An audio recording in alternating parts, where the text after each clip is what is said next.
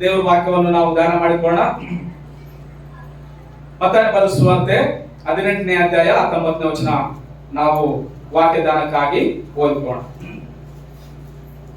ಮತ್ತಾಯ ಬರೆದ ಸುವಾರ್ತೆ 18ನೇ ಅಧ್ಯಾಯ 19ನೇ ವಚನ. ಇದಲ್ಲದೆ ನಿಮ್ಮಲ್ಲಿ ಇಬ್ಬರು ತಾವು ಬೇಡಿಕೊಳ್ಳತಕ್ಕ ಯಾವುದಾದರೂ ಒಂದು ಕಾರ್ಯದ ವಿಷಯವಾಗಿ ಭೂಲೋಕದಲ್ಲಿ ಒಂದೇ ಅದನ್ನ ಹಂಗ ಓದ್ಬಾರ್ದು. ಭೂಲೋಕದಲ್ಲಿ ಒಂದೇ ಮನಸ್ಸುಳ್ಳವರಾಗಿ ಅಂತ ಹೋದ್ರೆ ಅರ್ಥದ ಮಾತು. ಭೂಲೋಕದಲ್ಲಿ ಒಂದೇ ಅಂದ್ರೆ ಮತ್ತೆ 205 ಓದ್ರಿ. ಭೂಲೋಕದಲ್ಲಿ ಒಂದೇ ಮನಸ್ಸುಳ್ಳವರಾಗಿದ್ದರೆ ಒಂದೇ ಮನಸ್ಸುಳ್ಳವರಾಗಿ ಇದ್ರೆ ಅದು ಪರಲೋಕದಲ್ಲಿರುವ ನನ್ನ ತಂದೆಯಿಂದ ಅವರಿಗೆ ಆಗುವುದೆಂದು ನಿಮಗೆ ಹೇಳುತ್ತೇನೆ. ಸಾಕಷ್ಟು ಕುಟುಂಬದಲ್ಲಿರುವಂತಹ ಅನ್ನದ ಬಗ್ಗೆ ಆಸೆಗಳಿನ ಮಾತು. ಯಾಕಂದ್ರೆ ಮದುವೆ ದಿವಸ ಅಲ್ವಾ, ಅದಕ್ಕೋಸ್ಕರ ನಾವು ಸಂತೋಷವಾಗಿರ್ಬೇಕು, ನೀವು ಸಂತೋಷವಾಗಿರ್ಬೇಕು ಅಂತ ಹೇಳಿ ನಾವು ಪ್ರಾರ್ಥನೆ ಮಾಡಿದ್ವ ಕುಟುಂಬದ ಕುರಿತಾಗಿ ಬೋಸ್ ಅಂತ ಹೇಳಿದಕ್ಕಾಗಿ ಇದನ್ನ ಆಶೆಯನ್ನು ಮಾಡ್ತೀವಿ.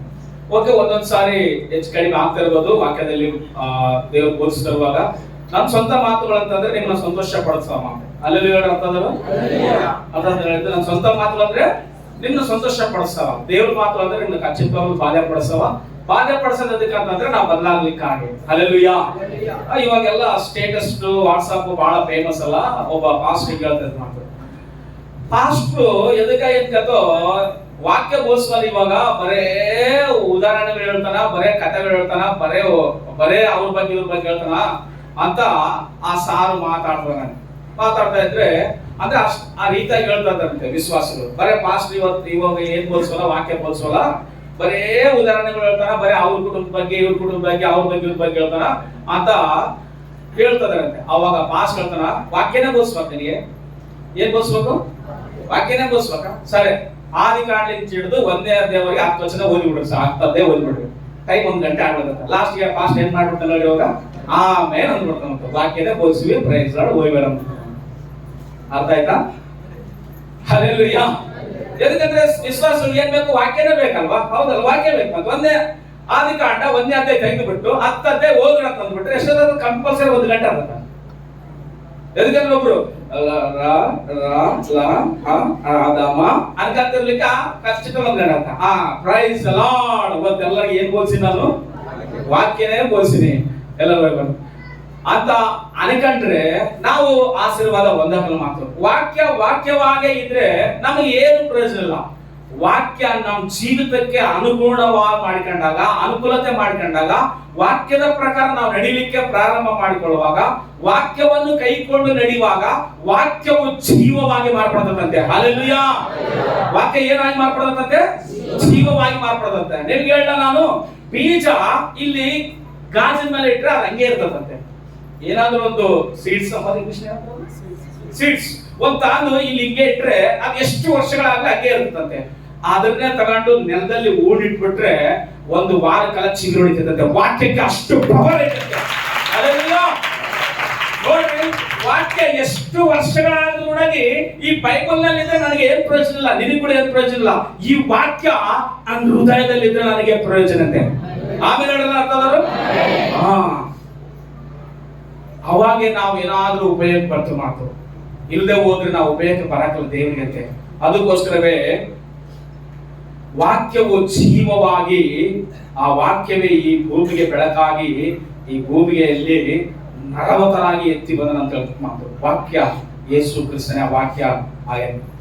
ನೋಡ್ರಿ, ಮತ್ತಾಯ ಬರೆದ ಸುವಾರ್ತೆಯಲ್ಲಿ ಏನ್ ಅಂತಂದ್ರೆ, ಮತ್ತಾಯ ಏನ್ ಬರೀತಾರೆ ಅಂತಂದ್ರೆ, ಯೆಹೂದ್ಯರಿಗೆ ಬರೀತಿದ್ದಾರೆ ಮಾತು ಈ ಸುವಾರ್ತೆ.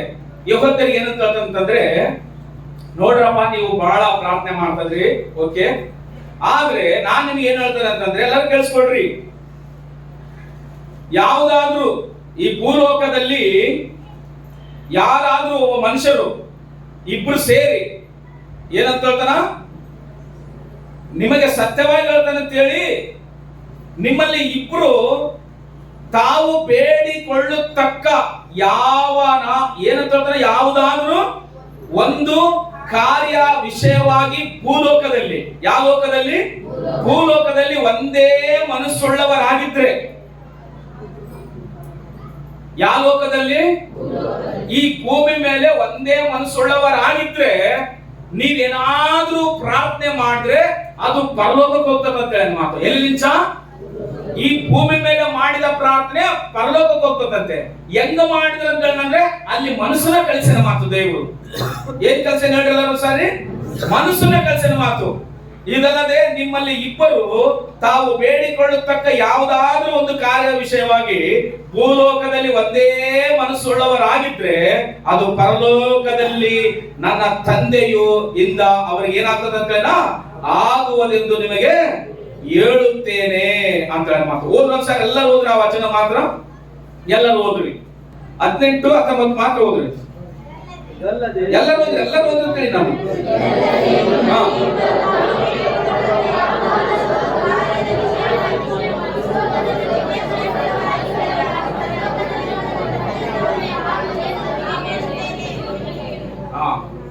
ಇಲ್ಲಿ ಪ್ರಾರ್ಥನೆ ಕುರಿತಾಗಿ ಹೇಳ್ತಾ ಇರುವಂತ ದೇವರು, ನೀವು ಪ್ರಾರ್ಥನೆ ಮಾಡ್ತೀರಿ ಅದ್ಭುತವಾಗೈತಿ, ಆದ್ರೆ ನೀವು ಈ ಭೂಮಿ ಮೇಲೆ ಇಬ್ಬರು ಸೇರಿ ಪ್ರಾರ್ಥನೆ ಮಾಡುವಾಗ ಮೊದಲು ನೀವ್ ಏನಾಗಿರಂತೀರ ಅಂತಂದ್ರೆ ಒಂದು ಮನಸ್ಸುಳ್ಳವರಾಗಿದ್ದು ಏನ್ ಮಾಡ್ರಿ ಭೂಮಿ ಮೇಲೆ ಪ್ರಾರ್ಥನೆ ಮಾಡ್ರ ಮಾತು. ಒಂದು ಮನಸ್ಸುಳ್ಳವರು ಇಬ್ಬರು ಆಗಿರ್ಬೇಕಂತಂದ್ರೆ ಈ ಪ್ರಪಂಚದಲ್ಲಿ ನೀವ್ ಯಾರನ್ನ ಸರ್ಚ್ ಮಾಡೋದ್ರೊಳಗೆ ಗಂಡ ಹೆಂಡತಿ ತಪ್ಪ ಇನ್ನು ಯಾರು ಒಂದು ಮನಸ್ಸುಳ್ಳವರಾಗಲಿಕ್ಕೆ ಸಾಧ್ಯವಿಲ್ಲ ಅಂತ ಹೇಳಿ ಬೈಬಲ್ ಹೇಳ್ತಕ್ಕ ಮಾತು. ಅದಕ್ಕೋಸ್ಕರ ನಾನು ಹೇಳ್ತಾ ಇದ್ದೀನಿ ಮಾತು. ಒಂದು ವೇಳೆ ಸ್ನೇಹಿತರು ಇರ್ಬೋದು, ಕೆಲವರೆಲ್ಲ ಪ್ರಾಣ ಸ್ನೇಹಿತರು, ಅಣ್ಣ ತಮ್ಮಂದಿರು ಇರ್ಬೋದು, ಇಲ್ಲ ಪಕ್ಕದವ್ರು ಇರ್ಬೋದು, ಇಲ್ಲ ಅವ್ರೆಲ್ಲ ಬೇರೆ ಇರ್ಬೋದು. ಆದ್ರೆ ಬಟ್ ಬೈಬಲ್ ಏನ್ ಹೇಳ್ತದೆ ಅಂದ್ರೆ ಒಂದು ಮನಸ್ಸುಳ್ಳವರಾಗಿದ್ದು ಪ್ರಾರ್ಥನೆ ಮಾಡಂತ ಏನ್ ಮಾತು. ಏನಂತ ಅದ್ರ ಮುಂದೆ ಹೇಳ್ರಿ, ಒಂದೇ ಮನಸ್ಸುಳ್ಳವರು. ಎದಕ್ಕ ದೇವರು ಒಂದೇ ಮನಸ್ಸು ಕೊಟ್ಟನ ಅಂತಂದ್ರೆ ಬೈಬಲ್ ಹೇಳ್ತದಲ್ಲ, ಯಾವಾಗ ಗಂಡಿಗೆ ಹೆಂಡತಿ ಹಾಕಲೋ ಹೆಂಡತಿಯ ಗಂಡ ಹಾಕಲೋ ಅವರು ಇನ್ನ ಇಬ್ಬರಲ್ಲ ಅಂತ ಹೇಳ ಮಾತು. ಮತ್ತೆ ಎಷ್ಟು ಜನ ಅವರು? ಎಲ್ಲರೂ ಎಷ್ಟು ಜನ ಅವರು? ಒಬ್ಬರೇ ಅಂತ ಹೇಳ ಮಾತು. ಒಬ್ಬರೇ ಅಂದ್ರೆ ಅವರು ಆಸೆನೆ ನಿನ್ನ ಆಸೆ, ನಿನ್ನ ಆಸೆನೆ ಅವ್ರ ಆಸೆ ಆಗಿರ್ಬೇಕು. ಅವಾಗ ಏನಾಗ್ತದ, ಒಂದು ವೇಳೆ ಅವರು ಚಾಯ್ಸ್ ಬೇರೆ ಆದ್ರು ಇವ್ರು ಚಾಯ್ಸ್ ಬೇರೆ ಆದ್ರು ಅದನ್ನ ಒಬ್ರು ಯಾರಾದ್ರೂ ಅಡ್ಜಸ್ಟ್ ಮಾಡ್ಕೊಂಡು ತಗ್ಗಿಸ್ಕೊಂಡು ಸುಧಾರಿಸ್ಕೊಂಡು ಮುಂದಕ್ಕೆ ಹೋದ್ರೆ ಒಂದು ಮನಸ್ಸು ಬರ್ತದ ಅಂತ ಹೇಳಿ ಮಾತು. ಅಲ್ಲಿ ಅರ್ಥದರು. ಅದಕ್ಕೋಸ್ಕರ ಒಂದು ಮನಸ್ಸುಳ್ಳವರಾಗಿರ್ರಿ ಅಂತ ಹೇಳಿ ಮಾತು. ಆದ್ರೆ ಬೈಬಲ್ ಸ್ಕಾಲರ್ಸ್ ಹೇಳ್ಯಾರ ಮಾತು, ಎಲ್ಲರ ಮನಸ್ಸು, ಉದ್ದೇಶ, ಧ್ಯೇಯ ಮತ್ತು ಭರವಸೆ ಒಂದೇ ಆಗಿರ್ಬೇಕು. ಆದ್ರೆ ಇದು ಅತ್ಯಂತ ಕಷ್ಟಕರವಾದ ವಿಷಯವಾಗಿದೆ ಅಂತ ಹೇಳಿ ಬೈಬಲ್ ಸ್ಕಾಲರ್ ಈ ವಾಕ್ಯನ ವಿಮಿಡಿಸಿ ಹೇಳ್ತಾರೆ ಮಾತು. ಬೈಬಲ್ ಸ್ಕಾಲರ್ಸ್ ಅಂದ್ರೆ ಒಂದು ವಚನ ಓದಿರಂದ್ರೆ ಒಂದು ವಚನನ ಒಂದು ತಿಂಗಳು ಓದಿಸ್ತಾರೆ ಅಂತವ್ರು ಅಂತ ಹೇಳ್ಯಾರಂದ್ರೆ ಏನ ಹೇಳ್ಯಾರಂದ್ರೆ ಎಲ್ಲರ ಮನಸ್ಸು ಮತ್ತೆ ಉದ್ದೇಶ, ದಯ ಮತ್ತು ಭರವಸೆ ಒಂದೇ ಆಗಿರ್ಬೇಕು. ಆದ್ರೆ ಇದು ಅತ್ಯಂತ ಎಂತ ವಿಷಯ ಅಂತೆ ಕಷ್ಟಕರವಾದ ವಿಷಯವಾಗಿದೆ ಅಂತ ಹೇಳಿ ಮಾತು. ಇಲ್ಲಿ ಏನಂತ ಹೇಳ್ತಾ, ಇಬ್ಬರು ಒಂದೇ ಮನಸ್ಸುಳ್ಳವರಾಗಿದ್ದು ಯಾವ್ದಾದ್ರೂ ಒಂದು ವಿಷಯಕ್ಕೆ ಪ್ರಾರ್ಥನೆ ಮಾಡ್ರಿ, ಆ ಪ್ರಾರ್ಥನೆ ಪರಲೋಕಕ್ಕೆ ಹೋಗ್ತದೆ, ಆ ದೇವ್ರು ನಿಮಗೆ ಆಗ್ತದೆ, ನೆರವೇರ್ತದ ಕೆಲಸ ಅಂತ ಹೇಳಿ ಮಾತು.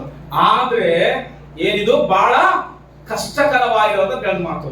ಆದ್ರೆ ಬೈಬಲ್ ಸ್ಕಾಲರ್ ಹೇಳ್ಯಾರ, ದೇವ್ರು ಹೇಳಿಲ್ಲ. ಅಲ್ಲೆಲ್ಲೂಯಾ. ಬೈಬಲ್ ಸ್ಕಾಲರ್ ಅಂದ್ರೇನು?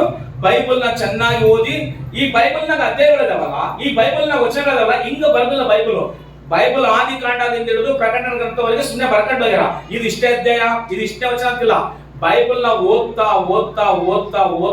ಏನ್ ಮಾಡಂದ್ರೆ ಜನರಿಗೆ ಅರ್ಥ ಆಗ್ಬೇಕಂತೇಳಿ ಭಾಗ ಮಾಡಿ ಅಧ್ಯಾಯಗಳು ಮಾಡಿ ವಚನಗಳು ಮಾಡಿ ಔಟ್ಲ ಭಾಗ ಮಾಡಿ ಅರ್ಥವಾಗುವಾಗ ಓದ್ಲಿಕ್ಕೆ ನಮಗೆ ಸಹಾಯ ಮಾಡಿರಂತೆ. ಅಲ್ಲಿ ಹೇಳ್ರು ಬೈಬಲ್ ನ ಮೊದಲು ಹಂಗ್ ಬರ್ಲಂತೆ, ಇಷ್ಟನೇ ಅಧ್ಯಾಯ ಇಷ್ಟನೇ ವಚನ ಹಂಗ್ ಬರ್ಲಿಲ್ಲ, ಸುಮ್ಮನೆ ಬರ್ಕಂತ ಹೋಗಿರುತ್ತೆ. ದೇವ್ರು ಹೇಳ್ತಾರೆ ಬರಿಕಂತ ಹೋಗ್ಯಾರ. ಆಮೇಲೆ ಓದುವಂತವ್ರು ಜ್ಞಾನಿಗಳು ಏನ್ ಮಾಡಿದ್ರೆ ಬೈಬಲ್ ಸ್ಕಾಲರ್ ಅಂತಾರ ಅವ್ರನ್ನ, ಅವರು ಓದಿ ಇದು ಇಷ್ಟನೇ ಅಧ್ಯಾಯದಾಗಿರ್ಬೇಕು, ಇದು ಇಷ್ಟನೇ ವಚನದಾಗ, ಇದು ಇಷ್ಟನೇ ಅಧ್ಯಾಯ ಅಂತ ಅವರು ಮೆನ್ಷನ್ ಮಾಡಿರಂತೆ. ಅದಕ್ಕೋಸ್ಕರ ಇವಾಗ ಈ 18ನೇ ಅಧ್ಯಾಯ ಅಂತ ಅವಾಗ 18 ಮತ್ತೆ ಬರ್ಸ್ಬೇಕಂದ್ರೆ ಅದು ಸುಮ್ಮನೆ ಓದ್ತಾ ಇರ್ಬೇಕಷ್ಟೇ. ಎಲ್ಲಿ ಫಸ್ಟ್ ಸ್ಟಾರ್ಟ್ ಮಾಡಿ ಲಾಸ್ಟ್ ಎಂಡಿಂಗ್ ವರೆಗೆ ಮಾತಾಡ್ಸ್ಬೇಕು ಅಷ್ಟೇ. ಅದು ಎಲ್ಲಿ ಅಧ್ಯಾಯ ಎಲ್ಲಿ ವಚನ ಏನಿಲ್ಲ, ಸುಮ್ಮನೆ ಓದ್ತಾ ಇರ್ಬೇಕು, ಓದಿ ದೇವ್ರ ನಾನು ತಿಳ್ಕೊಂತಿರ್ಬೇಕು. ಇವಾಗ ನಮ್ಗೆ ಈಜ ಮಾತು, ಇಷ್ಟನೇ ಅಧ್ಯಾಯ ಇಷ್ಟನೇ ವಚನ, ಅವಾಗ ಎಲ್ಲ ತೈತಿ ಬೈಬಲ್. ಒಂದು ವೇಳೆ ನಾನು ಮತ್ತೆ ಬರ್ಸುವಾಗ ಎಲ್ಲಿ 2-3 ಕೂಡಿ ನನ್ನ ನಾಮದಲ್ಲಿ ಸೇರಿ ಬರ್ತಾರೋ, ಒಂದೇ ವಿಷಯಕ್ಕಾಗಿ ಪ್ರಾರ್ಥನೆ ಮಾಡ್ತಾರೋ ಅದು ದೇವ್ರ ಆಗದ ಅಂತ ಅಂತಂದ್ರೆ ಎದುರಾಗೈತನ ಹುಡುಕಾಡಬೇಕಾಗತ್ತ. ಅಲ್ಲೆಲೂಯ್ಯ. ಆದ್ರೆ ಈಜಿಯಾಗಿ ಓದಲಿಕ್ಕೆ ದೇವರು ಏನ್ ಮಾಡಿದ್ರೆ ಕೆಲವು ಭಕ್ತರನ್ನ ಆರಿಸ್ಕೊಂಡು ಅವ್ರು ಒಳ್ಳೆ ಜ್ಞಾನ ಕೊಡಂತೆ. ನೋಡ್ರಿ, ಒಂದೇ ಮನಸ್ಸುಳ್ಳವರಾಗಿದ್ದು ಪ್ರಾರ್ಥನೆ ಮಾಡಿದ್ರೆ ಎಲ್ಲಿ ನೆರವೇರ್ತದಂತೆ? ಭೂಲೋಕದಲ್ಲಿ ಮಾಡಿದ ಪ್ರಾರ್ಥನೆ ಪರಲೋಕದಲ್ಲಿ ನೆರವೇರ್ಬೇಕಂತಂದ್ರೆ ಏನ್ ಮಾಡ್ಬೇಕು? ಒಂದು ಮನಸ್ಸುಳ್ಳವರಾಗಿರ್ಬೇಕಂತ ಹೇಳಿ ಮಾತು. ಎಲ್ಲ ನೋಡಿ, ಎಷ್ಟು ಮನಸ್ಸು ಇರ್ಬೇಕು ಅಂದ್ರೆ ಅರ್ಥ ಏನು? ಮನುಷ್ಯನಿಗೆ ಒಂದೇ ಮನಸ್ಸು ಇಲ್ಲ ಅಂತ ಅರ್ಥ ಮಾತು. ಒಂದೇ ಮನಸ್ಸುಳ್ಳವರಾಗಿರಂತ ದೇವ್ರು ಏನಂತಂದ್ರೆ ಮನುಷ್ಯನಿಗೆ ಒಂದೇ ಮನಸ್ಸು ಇಲ್ಲ ಅಂತ ಇಲ್ಲ ಅಂತ ಅರ್ಥ ಮಾತು. ದೇವ್ರು ಏನಂತ ಹೇಳಂತಂದ್ರೆ ಅದಕ್ಕೆ ವಿರುದ್ಧವಾಗಿ ಮಾಡುವುದೇ ಮನುಷ್ಯನ ಕಾರ್ಯ ಮಾತು. ಮುಟ್ಬೇಡ ಅಂತಂದ್ರೆ ಏನ್ ಮಾಡ್ತಾರ? ಮುಟ್ತಾರ. ಮಾತಾಡ್ಬೇಡ ಅಂದ್ರೆ ಅದ್ರ ಬಗ್ಗೆ ಮಾತಾಡ್ತಾರ. ನೀನ್ ನೋಡ್ಬೇಡ ಅಂದ್ರೆ ಅದ್ರ ಬಗ್ಗೆ ನೋಡ್ತಾರ ಮಾತು. ನೀನ್ ಕೇಳ್ಬೇಡ ಅಂದ್ರೆ ಅದ್ರ ಬಗ್ಗೆ ಕೇಳ್ತಾರಂತೆ. ಮನುಷ್ಯನ ಸ್ವಭಾವ ಅಂತದಂತೆ. ಅದಕ್ಕೋಸ್ಕರವೇ ದೇವರೇನಂದ್ರೆ ಒಂದೇ ಮನಸ್ಸುಳ್ಳವರಾಗಿ ನೀವ್ ಯಾವ್ದಾದ್ರು ಒಂದು ವಿಷಯಕ್ಕೆ ಪ್ರಾರ್ಥನೆ ಮಾಡಿದ್ರೆ ಅದು ಪರಲೋಕದಲ್ಲಿ ದೇವರು ಆಗ್ತದಂತ ಮಾತು. ಇಲ್ಲಿ ಪ್ರಾರ್ಥನೆಗೆ ಕನೆಕ್ಟ್ ಏನ್ ಮಾಡಿ ನೋಡ್ರಿ, ಪ್ರಾರ್ಥನೆಗೆ ಕನೆಕ್ಟ್ ಏನ್ ಮಾಡ ದೇವರು? ನಮ್ಮ ಮನಸ್ಸನ್ನ ಕನೆಕ್ಟ್ ಮಾಡನಂತೆ ಪ್ರಾರ್ಥನೆಗೆ. ಹಲ್ಲೆಲೂಯಾ. ನಮ್ಮ ಮನಸ್ಸನ್ನ ಏನ್ ಮಾಡನ? ಪ್ರಾರ್ಥನೆಗೆ ಕನೆಕ್ಟ್ ಮಾಡ್ಯಾನ ಮಾತು. ನಿನ್ ಮನಸ್ಸನ್ನ ಅನಕ, ಆತ್ಮನ ಅನಕ, ಪ್ರಾಣನ ಅನಕ, ಏನೋ ಒಂದ್ ಅನಕ. ಎದಕ್ಕಂದ್ರೆ ಕಾಣ್ತಿರುವ ಬಾಡಿ ನಾನಲ್ಲ, ಮಾತಾಡ್ತಿರುವಂತದ್ದು ಬಾಡಿ ನಾನಲ್ಲ. ಎದಕ್ಕಂದ್ರೆ ಈ ಬಾಡಿ ಇಲ್ಲೇ ಇರ್ತದ ಮಾತು, ಆದ್ರೆ ಒಳಗಡೆ ಒಬ್ಬ ಮನುಷ್ಯನ ಮಾತು. ಆತನ ಹೆಸರು ವನರಸ್ವಾಮಿ. ಈ ಬಾಡಿ ಹೆಸರಲ್ಲ ವನರಸ್ವಾಮಿ. ನಿಮ್ಗೆ ಅರ್ಥ ಆಗ್ಲಿಕ್ಕಾಗಿ ಹೇಳ್ತೀನಿ. ಈ ಬಾಡಿ ಹೆಸರು ವನರಸ್ವಾಮಿ ಅಲ್ಲ, ಒಳಗಡೆ ಒಬ್ಬ ಅಂತದ ಮಾತು, ಆತ ವನರಸ್ವಾಮಿ. ಎದಕ್ಕಂದ್ರೆ ಒಂದ್ ವೇಳೆ ಸತ್ತಿ ಇಲ್ಲಿ ಬಿದ್ದಿವ ಅನಕ ಯಾವಾಗ ಹೋದ ಹೆಂಗೋದ ಅಂತ ಹೇಳ್ತಾರೆ ಮಾತು. ಬಾಡಿಯಲ್ಲಿ ಐತಲ್ಲ, ನಾವು ಅದ್ರ ಬಗ್ಗೆ ಮಾತಾಡಕಲ್ಲ. ಒಳಗಡೆ ಒಂದೈತಿ, ಅದೇ ಮನಸ್ಸು ಎಂಬುದಾಗಿ ಮಾತು. ಹಲ್ಲೆಲೂಯಾ. ಈ ಮನಸ್ಸು, ಇಬ್ಬರು ಮನಸ್ಸು ಒಂದಾದಾಗ ಅವಾಗ ಪ್ರಾರ್ಥನೆ ಮಾಡಿದ್ರೆ ದೇವರು ನೋಡಿ ದೇವರ ಆಶೀರ್ವಾದ ಮಾಡ್ತಾನಂತೆ ಆ ಪ್ರಾರ್ಥನೆಗೆ. ಹಲ್ಲೆಲೂಯಾ ಅಂತಂದರು. ಅದಕ್ಕೋಸ್ಕರವೇ ಇಬ್ಬರಲ್ಲ, ಇಬ್ರು ಏನಾಗ್ಯಾರ? ಒಬ್ಬರು ಆಗ್ಯಾರ ಅಂತ ಬೈಬಲ್ ಬರೆಯಲ್ಪಡತ್ತ. ಬೈಬಲ್ ನಲ್ಲಿ ನಮ್ಮ ಪ್ರಾರ್ಥನೆಗಳಿಗೆ ಉತ್ತರ ಸಿಗ್ಬೇಕಂತಂದ್ರೆ ಬಹಳ ಜನರ ಕೆಲವು ಒಂದಿಬ್ರು ಮೂವರು ವ್ಯಕ್ತಿ ಕುರಿತಾಗಿ ಹೇಳಿ ನಾನು ಪ್ರಾರ್ಥನೆ ಮಾಡ್ತೀನಿ.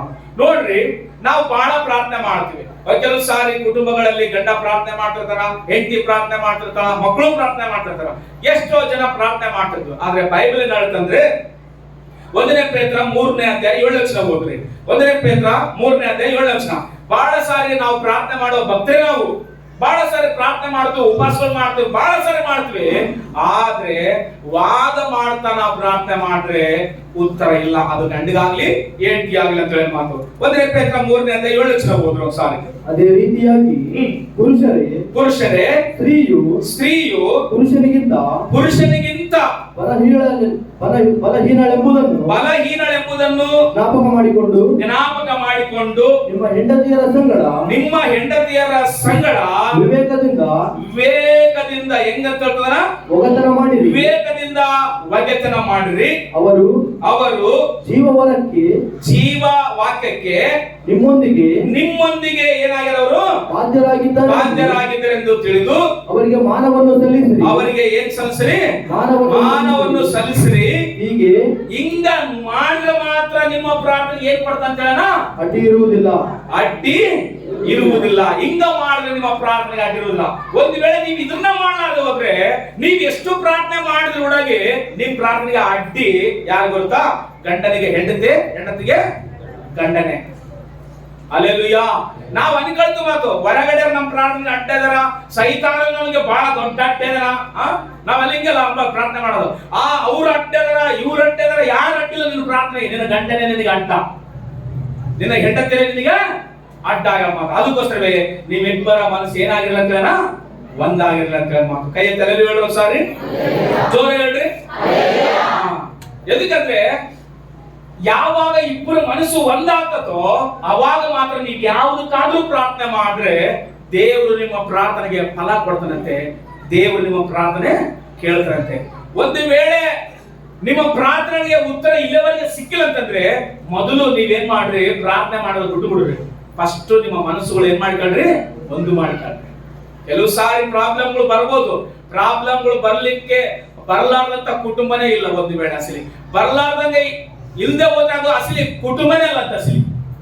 ಬಹಳ ಜನ ಸೇವಕರು ಹೇಳ್ತಾರಲ್ಲ, ಅಸಲಿ ನಾನು ನನ್ನ ಹೆಂಡತಿ ಅಸಲಿ ಗುದ್ದಾಡಂಗಿಲ್ಲಪ್ಪ ಅಂತಂದ್ರೆ ಅವರು ಜೀವನ ಮಾಡ್ತಾ ಇಲ್ಲ ಅಂತ ಅರ್ಥ ಮಾತಷ್ಟೇ. ಅವರು ಜೀವನ ಮಾಡ್ತಾರೆ ಅಂದ್ರೆ ಕುಟುಂಬದಲ್ಲಿ ಕಂಪಲ್ಸರಿ ಅದು ಸಣ್ಣದು ದೊಡ್ಡದು, ಹೊರಗಡೆದು, ಮಕ್ಕಳದು, ಮನೆಯದು, ಕೆಲಸದ್ದು, ಹಣದ್ದು ಯಾವ್ದಾದ್ರು ಒಂದ್ರಲ್ಲಿ ಏನ್ ಬರ್ತದಂದ್ರೆ ಹೆಚ್ಚು ಕಡಿಮೆ ಆಗ್ತದಂತೆ. ಹೆಚ್ಚು ಕಡಿಮೆ ಆಗುವಾಗ ನೀವು ಒಬ್ಬರಿಗೊಬ್ಬರು ಪ್ರತಿಯೊಬ್ಬರು ಏನ್ ಮಾಡ್ಬೇಕು, ಸಮಾಧಾನವಾಗಿ ಕ್ಷಮಾಪಣೆ ಕೇಳ್ಕೊಂಡು ಕೂತ್ಕೊಂಡು ಒಬ್ರಿಗೊಬ್ರು ಕ್ಷಮಾಪಣೆ ಕೇಳ್ಕೊಂಡು ಕೈ ಹಿಡ್ಕೊಂಡು ಏನ್ ಮಾಡ್ಬೇಕಂತೆ, ಪ್ರಾರ್ಥನೆ ಮಾಡ್ಬೇಕಂತ ಮಾತು. ಹಲ್ಲೆಲೂಯಾ. ಒಂದು ವೇಳೆ ಹಂಗ ಮಾಡ್ಲಾರ್ದಂಗ ನಿನ್ ಪ್ರಾರ್ಥನೆ ಏನ್ ಮಾಡ್ಕಮ್ಮ, ನನ್ ಪ್ರಾರ್ಥನೆ ನಾನ್ ಮಾಡ್ಕಂತಂದ್ರೆ ನಿಮ್ಮ ಪ್ರಾರ್ಥನೆ ಪರಲೋಕಕ್ಕೆ ಹೋಗಲ್ಲ. ನಿನ್ ಪ್ರಾರ್ಥನೆಗೆ, ಗಂಡನ ಪ್ರಾರ್ಥನೆಗೆ ಹೆಂಡತಿ ಅಡ್ಡಿರ್ತಾಳ. ಹೇಳಿವಾಗ ಹೆಂಡತಿ ಪ್ರಾರ್ಥನೆಗೆ ಗಂಡನೇ ಅಡ್ಡಿರ್ತಾನ ಮಾತು.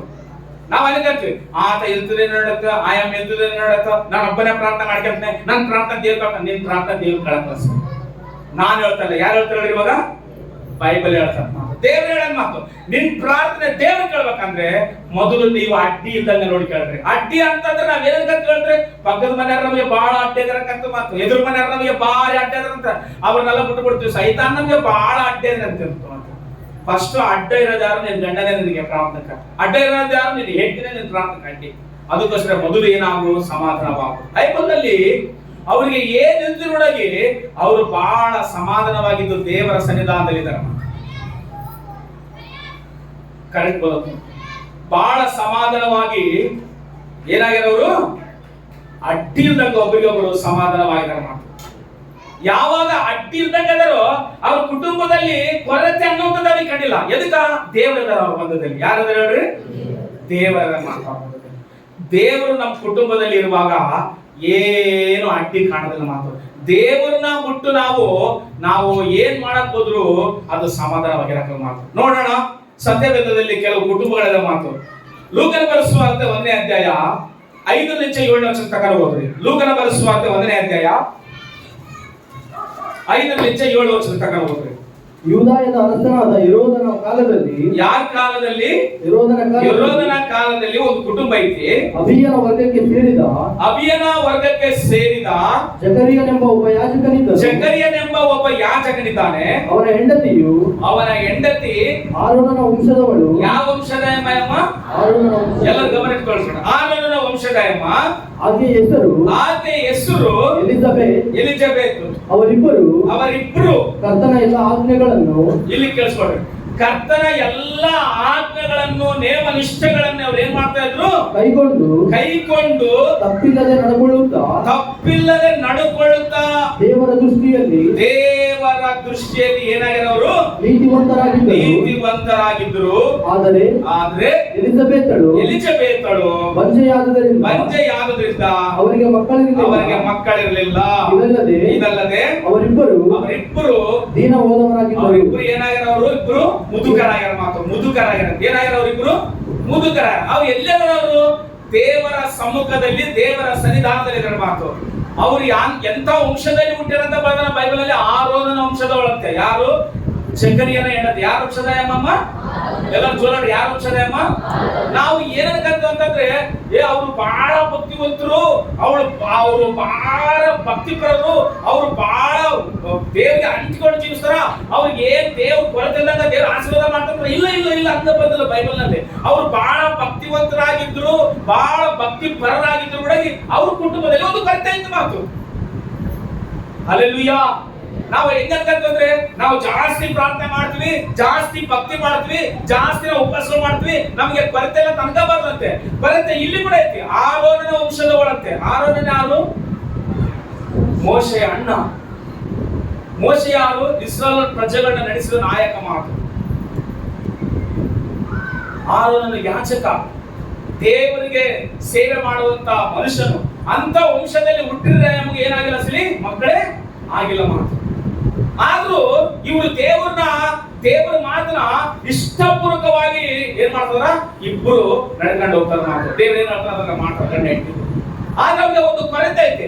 ಆ ಕೊರತೆ ಐತೆ ಅಂತ ಹೇಳಿ ಅವರು ದೇವರ ಮಂದಿರಕ್ಕೆ ಬರಲಾರ್ದಂಗ, ಪ್ರಾರ್ಥನೆಗಳು ಮಾಡ್ಲಾರ್ದಂಗ, ಅವರು ಭಕ್ತಿ ಮಾಡ್ಲಾರ್ದಂಗಿಲ್ಲ. ಅವರು ವಯಸ್ಸಾಗ್ತಾನೆ ಐತಿ, ದಿನ ಹೋದವರು ಅಂತ ಬರ್ತದಂದ್ರೆ ಹಂಗೆ ನಡ್ಕೊಂಡು ಹೋಗಿ ದೇವ್ರನ್ನ ಮಹಿಮೆ ಪಡಿಸೋದ್ರ, ದೇವ್ರ ಮಾತು ಕೇಳಿದ್ರ.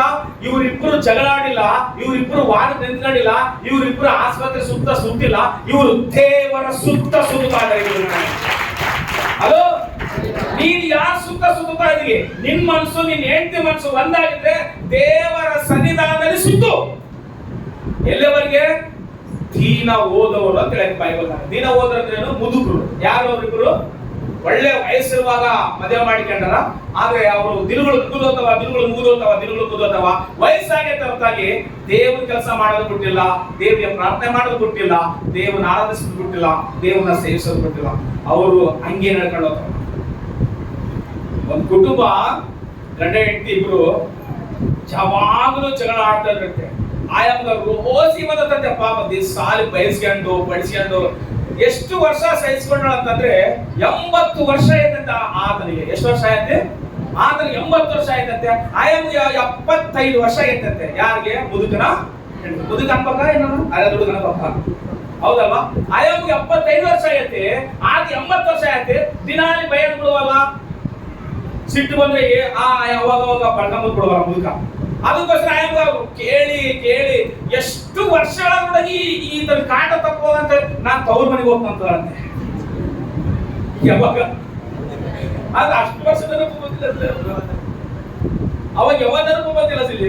75 ವರ್ಷ ಆದ್ಮೇಲೆ ಮುದುಕಾಗಿ 80 ವರ್ಷ ಅಂದ್ರೆ ನೀನ್ ಹಿಂಗೆಲ್ಲ ರೋಗಿಸ್ರಿಗಿನ ನಾನ್ ನಮ್ ತವ್ರ ಮನೆಗೆ ಹೋಗ್ತಂತ ಅಂತಂತೆ. ಅಂದ್ರೆ ಇನ್ನೂ ಆಯಮ್ಗೆ ಏನೈತಿ? ತವ್ರ ಮನೆ ಐತಿ, ತವ್ರ ಮನೆ ಐತಿ. ಅವಾಗ ಆತ ನೀನ್ ಹೋದ್ರೆ ಹೋಗ ಅಂತ ಬರುತ್ತೆ.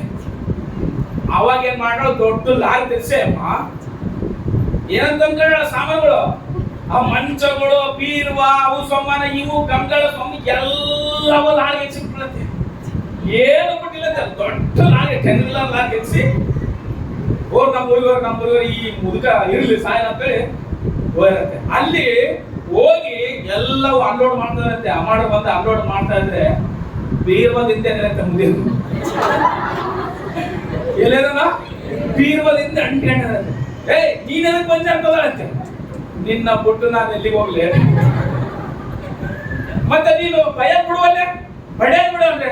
ನಿನ್ನ ಭಯದೋ ಬಿಡಾಕಲ್ಲ, ನಿನ್ನ ಬಡಿಯೋದು ಬಿಡಾಕಲ್ಲ, ನಿನ್ನ ಪ್ರೀತಿಸೋದು ಕೂಡ ಬಿಡಾಕಂತಾರಂತೆ. ಗಂಡ ಹೆಂಡತಿ ಅಂತಂದ್ರೆ ಹಂಗೆ ಇರ್ಬೇಕು ಮಾತು. ಹಾಲು ಜೇನು ಏನೇ ಬಿಡ್ಬೇಕು, ಕಲ್ತು ಬಿಡ್ಬೇಕು ಅಷ್ಟೇ. ಹಾಲು ಬೇರೆಲ್ಲ ಜೇನು ಬೇರೆ ಆಗ್ಬಾರ್ದಂತೆ. ಅಂದ್ರೆ ಗಂಡ ಹೆಂಡಂದ್ರೆ ಬೈಕೆ ಅಂತ ಇರ್ಬೇಕು, ಬಡಿಕೆ ಇರ್ಬೇಕು, ನೆಮಿಸ್ತಾ ಇರ್ಬೇಕು, ಪ್ರೀತಿಸ್ತಾ ಇರ್ಬೇಕು, ಕ್ಷಮಿಸ್ತಾ ಇರ್ಬೇಕು, ಸುಧಾರಿಸ್ತಿರ್ಬೇಕು, ಮುಂದಕ್ಕೆ ಹೋಗ್ತಿರ್ಬೇಕು ಮಾತು. ಹಿಂದಕ್ಕೆ ನಿಂತ್ಕೊಂಡು ನೋಡುವಂತದ್ದಲ್ಲ. ನಾವು ದೇವರ ರಾಜ್ಯಕ್ಕೆ ಹೋಗುವಂತವ್ರು. ಅಲ್ಲೆಲ್ಲೂಯಾ. ಎಷ್ಟು ವರ್ಷಗಳಾಗಿ ಇವತ್ತು ಇಲ್ಲಿ ಕುತ್ಕೊಂಡಿರೋರಿಗೆ ನಾನು ಯಥಾರ್ಥವಾಗಿ ಹೇಳ್ತೇನೆ, ಇವತ್ತಿನವರೆಗೂ ನಾನು ಹೇಳ್ತಿನ ಒಂದು ಮಾತೇ ಮಾತಾಡಿಲ್ಲ ಅಂತಂದ್ರೆ, ಇವತ್ತಿನವರೆಗೂ ನನ್ನ ಗಂಡನ ಒಂದು ಮಾತೇ ಬೈದಿಲ್ಲ ಅಂತ ಅನ್ಬಾರ್ದು ನಾವು ಇಲ್ಲ. ಎಲ್ಲೋ ಒಂದ್ ಸಣ್ಣ ಪುಟ್ಟ ಬರ್ತಿರ್ತಾವ. ಒಂದೊಂದ್ಸಾರಿ ದೊಡ್ಡವಂತ, ಒಂದೊಂದ್ಸಾರಿ ಮೆಲ್ಲಗ ಬೀಸ್ಬೋದು, ಒಂದೊಂದ್ಸಾರಿ ತುಫಾನ್ಗಳು ಬರ್ಬೋದು, ಒಂದೊಂದ್ಸಾರಿ ಬಿರುಗಾಳಿಗಳು ಬರ್ಬೋದು. ಆದ್ರೆ ಅದು ಮುಖ್ಯವಲ್ಲ. ದೇವರು ಕೂಡಿಸಿದ್ದು ಮನುಷ್ಯರ ಅಗಸದಾದ ಮತ್ತೆ ಬರೆಸುವಂತೆ 19ನೇ ಆಲೋಚನೆ ಹೋಗ್ರಿ. ಬೈಬಲ್ ಏನಂತ ಹೇಳ್ತೆ? ಮತ್ತೆ ಬರೆಸುವಂತೆ 19ನೇ ಆಲೋಚನೆ ಏನು ಕೇಳೋಣ. ಜಕರ್ಯ ಎಲಿಜಬೆತ್ ದಿನ ಹೋದ್ರು ಕೂಡ, ವಯಸ್ಸಾದ್ರೂ ಕೂಡ ದೇವರ ಸನ್ನಿಧಾನದಲ್ಲಿದ್ದಾರೆ ಇಬ್ಬರು ಮುದುಕರು. ನೋಡ್ರಿ ಓದ್ರಿ 19ನೇ ಅಧ್ಯಾಯ 6ನೇ ವಚನ. ಈಗಿರುವಲ್ಲಿ ಅವರು ಇನ್ನು ಇಬ್ಬರಲ್ಲ, ಈಗಿರುವಲ್ಲಿ ಅವರು ಇನ್ನು ಇಬ್ಬರಲ್ಲ, ಒಂದೇ ಶರೀರವಾಗಿದ್ದಾರೆ. ಆದುದರಿಂದ ದೇವರು ಕೂಡಿಸಿದ್ದ. ಇಲ್ಲಿ ಕೇಳಿಸ್ಕೊಳ್ರಿ, ಇದು ಮನುಷ್ಯರು ಕೂಡಿಸಿರೋದಲ್ಲ. ಮದುವೆ ಅಂದ್ರೆ ಗಂಡ ಹೆಂಡತಿ ಅಂತಂದ್ರೆ ನಿನಗೆ ನಾನು ಮೆಚ್ಚಿನಿ, ನನಗೆ ನೀನು ಮೆಚ್ಚಿನಿ ಅಂತಂದ್ರೆ ಆ ಸಂಸಾರ ಅಷ್ಟಕ್ಕೆ ಇರ್ತದಂತೆ. ಆದ್ರೆ ದೇವರು ಕೂಡಿಸಿದ್. ಯಾರು ಕೂಡಿಸ್ಯಾರಪ್ಪ? ದೇವರು ಕೂಡಿಸಿದ್ದನ್ನು ಮನುಷ್ಯರು ಅಗಲಿಸಬಾರದು. ಅಲ್ಲೆಲ್ಲ ಜೋರ ಸಾರಿ. ಯಾರು ಕೂಡಿಸ್ಯಾರ ಸಿಲಿ? ಯಾರು ಕೂಡಿಸ್ಯಾರಪ್ಪ? ದೇವರು ಕೂಡಿಸ್ಯಾರ, ಮನುಷ್ಯರು ಕೂಡಿಸಿಲ್ಲ ಸಿಲಿ. ಮನುಷ್ಯರು ಏನ್ ಮಾಡಬಹುದು ಹೇಳ? ಬೈಬಲ್ ನಲ್ಲಿ ನಾನು ಹೇಳ ಕೆಲವು ವಿಷಯಗಳು. ಆಸ್ತಿ ಕೊಡಬಹುದು ನಿಮ್ಮಪ್ಪ, ಅಂತಸ್ತು ಕೊಡಬಹುದು ನಿಮ್ಮಪ್ಪ, ಒಳ್ಳೆ ಓದಿಸ್ಬೋದು, ಒಳ್ಳೆ ಐಶ್ವರ್ಯ ಕೊಡಬಹುದು, ಮನೆ ಕೊಡಬಹುದು, ಹೊಲ ಕೊಡಬಹುದು, ಕಾರ್ ಕೊಡಬಹುದು, ಗಾಡಿ ಕೊಡಬಹುದು, ಎಲ್ಲ ಕೊಟ್ಟು BP ಶುಗರ್ ಇದ್ರೆ ಅದು ಕೊಡಬಹುದು. ಆದ್ರೆ ನಿನಗೆ ಒಳ್ಳೆ ಹೆಂಡತಿನ ಮಾತ್ರ ನಿಮ್ಮಪ್ಪ ನಿಮ್ಮಮ್ಮ ಕೊಡಕ್ ಆಗ್ತಲ್ಲ ಮಾತ್ರ. ನಾನು ಹೇಳ್ತಾ ಇಲ್ಲ, ಬೈಬಲ್ ಹೇಳುತ್ತೆ ಮಾತ್ರ. ಹಲೋ, ಜ್ಞಾನೋತ್ತರ 19ನೇ ಅಧ್ಯಾಯ 14ನೇ ವಚನ ಓದೋದು ಸಾರಿ. ನಿನಗೆ ಈ ಭೂಮಿ ಮೇಲೆ ಆಸ್ತಿ ಕೊಡಬಹುದು, ಅಂತಸ್ತು ಕೊಡಬಹುದು, ಕೆಲಸ ಕೊಡಬಹುದು, ಉದ್ಯೋಗ ಕೊಡಬಹುದು, ಎಲ್ಲ ಕೊಡಬಹುದು. ಒಳ್ಳೆ ಹೆಂಡತಿನ ನಿಮ್ಮಪ್ಪ ನಿಮ್ಮಮ್ಮ ಕೊಡಕ್ ಆಗ್ತಾರ? ಅದು ಕೊಡಬೇಕಾದ್ರು ದೇವರೇ ಕೊಡ್ಬೇಕಂತ ಬರೋದು ಮಾತು. 19ನೇ ಅಧ್ಯಾಯ ಓದಪ್ಪ. ಮನೆ ಮಾರು. ಇಲ್ಲಿ ಕೇಳಿಸ್ಕೊಡ್ರಿ, ಮನೆನ ಮಾರನ, ಆಸ್ತಿನ, ಪಾಸ್ತಿನ ಪಿತೃಗಳಿಂದ ದೊರಕುವವು. ಇದು ಯಾರಿಂದ ಬರ್ತದ? ಪಿತೃಗಳಿಂದ ಯಾರು? ತಂದೆ ಇಲ್ಲ ತಾತನ ಸಂಪಾದಿಸಿದ ಆಸ್ತಿ ಅವರಿಂದ ಬರ್ತತೆ. ವಿವೇಕಿನಿಯಾದ ಹೆಂಡತಿಯು ಆದ್ರೆ ವಿವೇಕಿಯಾದ ಹೆಂಡತಿ ಯೆಹೋವನ ಅನುಗ್ರಹ. ಚಪ್ಪಳ ತಟ್ಟಣ ಜೋರಾಗಿ ಚಪ್ಪಳ ತಟ್ಟಣ. ಹಲ್ಲೆಲೂಯಾ. ವಿವೇಕಿಯಾದ ಹೆಂಡತಿ, ಜ್ಞಾನವಂತಳಾದ ಹೆಂಡತಿ, ದೇವರನ್ನ ಸ್ತುತಿಸುವ, ದೇವರನ್ನ ಘನಪಡಿಸುವ, ಗೌರವಿಸುವ ಹೆಂಡತಿ ನಿನಗೆ ತಂದೆ ತಾಯಿ ಕೊಟ್ಟಿಲ್ಲಂತೆ. ನಿನಗೆ ಆಸ್ತಿ ಕೊಟ್ಟಿರ್ಬೋದು ತಂದೆ ತಾಯಿ, ನಿನಗೆ ಮನೆ ಮಾಡಿ ಕೊಟ್ಟಿರ್ಬೋದು, ನಿನಗೆ ಎಲ್ಲ ಕೊಟ್ಟಿರ್ಬೋದು. ಆದ್ರೆ ವಿವೇಕಿಯಾದ ಹೆಂಡತಿನ ಯಾರು ಕೊಟ್ಟರಂತೆ? ಅದು ಯೆಹೋವನ ಅನುಗ್ರಹ ಅಂತೆ. ಪ್ರಿಯ ಮಕ್ಕಳೇ, ಆ ರೀತಿಯಾಗಿ ಜಕರಿಯ ಎಲಿಜಬೆತಳ ವಿವಾಹ ವಯಸ್ಸಾಗಿರುವಾಗ ಮದುವೆ ಮಾಡಿಕೊಂಡಿರುವವರು ವಯಸ್ಸಾದ ಒಳಗೆ ದೇವರ ಮಂದಿರ ಬಿಟ್ಟಿಲ್ಲ, ದೇವರ ಮಂದಿರದಲ್ಲಿ ಕೆಲಸ ಮಾಡೋದು ಬಿಟ್ಟಿಲ್ಲ, ದೇವರ ಮಂದಿರದಲ್ಲಿ ಯಾಜಕತ್ವ ಮಾಡೋದು ಜಕರಿಯ ಬಿಟ್ಟಿಲ್ಲ. ನೋಡಿ, ಸುಮ್ಮನೆ ದೇವರು ಅದ್ಭುತವಾದ ಮಗನ ಕೊಟ್ಟನ. ಯಾರು? ಸ್ನಾನಿಕನಾದ ಯೋಹಾನನು. ಸೇವೆ ಮಾಡಿದ ಎಷ್ಟು ವರ್ಷ ಗೊತ್ತಾ? ಬರೇ 6 ತಿಂಗಳೇ ಸೇವೆ ಮಾಡಿದ್ದು. ಪ್ರಪಂಚವನ್ನೆಲ್ಲ, ಇಡೀ ರಾಜನ್ನ ನಡಗಿಸಿ ಕದಲಿಸಿನ ಅಂತ ಮಗನ ಕೊಟ್ಟ ದೇವರು. ಚಪ್ಪಳ ತಟ್ಟಣ. ಹಲ್ಲೆಲೂಯಾ. ನಾವು ಅನೇಕರು ಬಹಳ ವರ್ಷ ಮಾಡ್ಬೇಕು ನಾನು. ಇಲ್ಲ ಇಲ್ಲ ಇಲ್ಲ, ದೇವರು ಮಾಡಿದ್ರೆ ಸ್ವಲ್ಪ ದಿನಗಳಲ್ಲೇ ಎಲ್ಲ ಗೊತ್ತಾಗ ಮಾಡ್ತಾನೆ. ಎಷ್ಟು ದಿನಗಳು ಬೇಕು ಮಾಡ್ತಾ ಇದ್ರು. ಅವ್ರ ವಯಸ್ಸು ಬೈಬಲ್ ನಲ್ಲಿ ಲಿಖಿತ ಮಾಡಿಲ್ಲ, ಆದ್ರೆ ದೀನ ಓದವರು ಅಂತ ಬರ್ತದೆ. ಅಂದ್ರೆ ಮುದುಕರಾಗಿರಂತೆ. ಅವಾಗ ದೇವದೂತ ಬಂದನಂತೆ.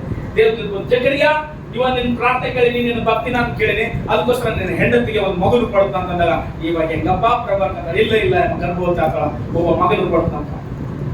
ಯೇಸು ಕ್ರಿಸ್ತನ ಬರೋಕಿನ ಮೊದಲೇ 6 ತಿಂಗಳು ಮೊದಲು ಹುಟ್ಟಿದ ಆತನು ಸ್ನಾನಿಕನಾದ ಯೋಹಾನ. ಬೆಂಕಿಯು ಗೋಧಿಯಲ್ಲಿ ಉರಿತಾ ಇರುವ ದೀಪವಾಗುತ್ತೆ. ಸ್ತ್ರೀಯಲ್ಲಿ ಹುಟ್ಟಿದ ಮನುಷ್ಯನು ಇನ್ಯಾರಾದ್ರೂ ಸ್ನಾನಿಕನಾದ ಯೋಹಾನ ಅಂತ ಹೇಳ್ತಾ ಇದ್ದಾರೆ. ಹಲ್ಲೆಲೂಯಾ. ಅಂತ ಅದ್ಭುತವಾದ ಮಗನ ದೇವರು ಕೊಟ್ಟ ಮಾತು. ಅಂದ್ರೆ ನಿನ್ನ ಮನಸ್ಸು, ನಿನ್ನ ಹೆಂಡತಿಯ ಮನಸ್ಸು ಒಂದಾಗಿದ್ದು ಪ್ರಾರ್ಥನೆ ಮಾಡುವಾಗ ಅದು ಪರಲೋಕಕ್ಕೆ ಹೋಗೋದು ಮಾತ್ರ. ಇವ್ರ ಮನಸ್ಸು ಎಲ್ಲೆವರೆಗೆ ಒಂದಾಗೈತಿ? 1 ದಿವಸ ಅಲ್ಲ, 2 ದಿವಸ ಅಲ್ಲ, 3 ತಿಂಗಳಲ್ಲ, 6 ತಿಂಗಳಲ್ಲ, 1 ವರ್ಷ ಅಲ್ಲ, 2 ವರ್ಷ ಅಲ್ಲ, 10 ವರ್ಷ ಅಲ್ಲ, 20 ವರ್ಷ ಅಲ್ಲ.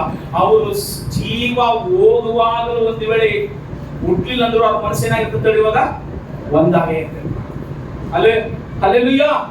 ಹೌದಲ್ವಾ? ನಾವೇನೇನು ಕರ್ತೀವಿ ಅಂತಂದ್ರೆ, ನೋಡೋಣ, 1 ವರ್ಷ ನೋಡೋಣ, 2 ವರ್ಷ ನೋಡೋಣ, 3 ವರ್ಷ ನೋಡೋಣ, 4 ವರ್ಷ ನೋಡೋಣ, 5 ವರ್ಷ ನೋಡೋಣ, 6ನೇ ವರ್ಷಕ್ಕೆ ಏನ ಆದ್ರೆ ಮತ್ತೆ ನೋಡೋಣ ಬೇರೆ ಕಡೆಗೆ ಅಂತ ಮಾತು. ಅದು ನಿನ್ ಮನಸ್ಸು ಏನಾಗಿಲ್ಲ, ಒಂದಾಗಿಲ್ಲ ಅಂತ ಅರ್ಥ ಮಾಡ್ತಾರೆ.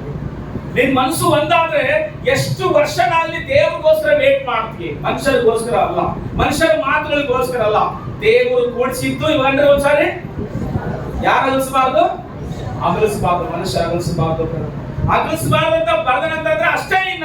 ಇನ್ನ ಬೇರೆ ನಾವು ಸೇರ್ಕ. ಬೈಬಲ್ ಅಲ್ಲಿ ಪ್ರಕಟಣೆ ಗ್ರಂಥ ಬರಿತಾ ಒಂದು ಮಾತು ಬರ್ದ ಮಾತೇನು ಗೊತ್ತಾ? ಇದ್ರಲ್ಲಿರುವಂತದ್ದನ್ನು ತೆಗೆದು ಹಾಕ್ಬಾರ್ದು, ಬೇರೆದನ್ನು ತಂದ್ರೆ ಸೇರಿಸಬಾರ್ದಂತೆ. ಒಂದು ವೇಳೆ ಹಂಗ್ ಮಾಡಿದ್ಯಾ, ಜೀವ ಬಾಧ್ಯರ ಪುಸ್ತಕದಲ್ಲಿ ನಾನು ಬರ್ದ ನಿಮಗೆ ತೆಗೆದುಹಾಕಿ ಅಲ್ಲಿರುವೆ ಏನಂತೂ ನಮಗೆ ಕೊಡಂಗ ಅಂತ ಹೇಳಿ ಮಾತು. ನಾವು ಇಲ್ಲೆಲ್ಲ ಪ್ರಯಾಸ ಮಾಡ್ತಿರೋದು, ಭಕ್ತಿ ಮಾಡ್ತಿರೋದು, ಉಪವಾಸ ಮಾಡ್ತಿರೋದು, ನೀತಿವಂತರಾಗಿ, ನಂಬಿಗಸ್ತರಾಗಿ, ದೇವೋತ್ಸವರಾಗಿ, ಕರುಣೆಯುಳ್ಳವರಾಗಿ ನಡ್ಕೊಳ್ಳೋದಾಕ ಜೀವ ಬಾಧ್ಯರ ಪುಸ್ತಕದಲ್ಲಿ ಹೆಸರು ಬರ್ಕೊಳ್ಬೇಕು, ನಿತ್ಯ ಜೀವಕ್ಕೆ ನಾವು ಸೇರ್ಬೇಕು, ನರಕಕ್ಕೆ ಹೋಗಬಾರ್ದು ಅನ್ನೋಂಥದ್ದೆಲ್ಲ ಆಸೆ. ಮತ್ತೆ ಒಂದು ವೇಳೆ ಈ ಲೋಕದಲ್ಲಿ ನಾವು ಇರುವಂತದ್ದು ಆಶೀರ್ವಾದಕ್ಕೆ ನಾವು ಪಡೆದಾದ್ರೆ ಅಲ್ಲಿ ಕಳ್ಕೊಳ್ತು ಮಾತು. ಮೊದಲನೇದಾಗಿ ಜಕರಿಯ ಎಲಿಜಬೆತಳ ಮನಸ್ಸು ಏನಾಗಿತ್ತು? ಒಂದಾಗೈತು ಮಾತು. 1ನೇ ಸಮುವೇಲ 1ನೇ ಅಧ್ಯಾಯ ತೆಗೆದು ಹೋಗ್ರಿ. ಇನ್ನೊಂದು ಕುಟುಂಬದ ಬಗ್ಗೆ ಹೇಳೋಣ, ನೋಡೋಣ. 1ನೇ ಸಮುವೇಲ 1ನೇ ಅಧ್ಯಾಯ 7-8 ವರ್ಷ ಹೋಗ್ರಪ್ಪ. ಪ್ರತಿ ವರ್ಷ ಯೆಹೋವನ ಮಂದಿರಕ್ಕೆ ಪ್ರತಿ ವರ್ಷ ಬರ್ತಾರೆ ಅವರು ಯೆಹೋವನ ಮಂದಿರಕ್ಕೆ. ಹೋದಾಗೆಲ್ಲ ಎಲ್ಕಾನನು ಹಾಗೆಯೇ ಮಾಡುತ್ತಿದ್ದರಿಂದ ಅದನ್ನ ಯಜ್ಞ ಮಾಡ್ತಾ ಇದ್ದ. ಯಜ್ಞ ಮಾಡಿದ್ರೆ ಎಲ್ಲರಿಗೆ ಭಾಗ ಹಂಚ್ತಾ ಇದ್ದ. ಮಾಡ್ತಾ ಇದ್ರಿಂದ ಪೆನ್ನಿನಳು ಆಕೆ ಅಂದ್ರೆ ಅವ್ರ ತಂಗಿ ಪೆನ್ನಿನಳು ಏನ್ ಮಾಡ್ತಾ ಇದ್ದಂತೆ? ರೇಗಿಸುತ್ತಿದ್ದರಿಂದ. ಅಣ್ಣನ ತಂಗಿ ಪೆನ್ನಿನಳು ಆಕೆಯನ್ನು ರೇಗಿಸುತ್ತಿದ್ರಿಂದ ಅಣ್ಣನ ಏನ್ ಮಾಡ್ತಾಳ? ಒಂದೊಂದು ಸಾರಿ ಉಣ್ಣಲೊಲ್ಲದೆ ಅಳುತ್ತಾ ಇದ್ದಳಂತೆ. ಆಗ ಗಂಡ ಬಂದು ಏನ್ ಮಾಡ್ತಾನ? ಎಲ್ಕಾನನು ಆಕೆಗೆ ಎಲ್ಕಾನನು ಬಂದು ಏನಂತಾನ? ಅಣ್ಣ, ಏಕೆ ಅಳುತ್ತಿ? ನೀನು ಏಕೆ ಅಳ್ತಾ ಇದ್ದೀವಿ?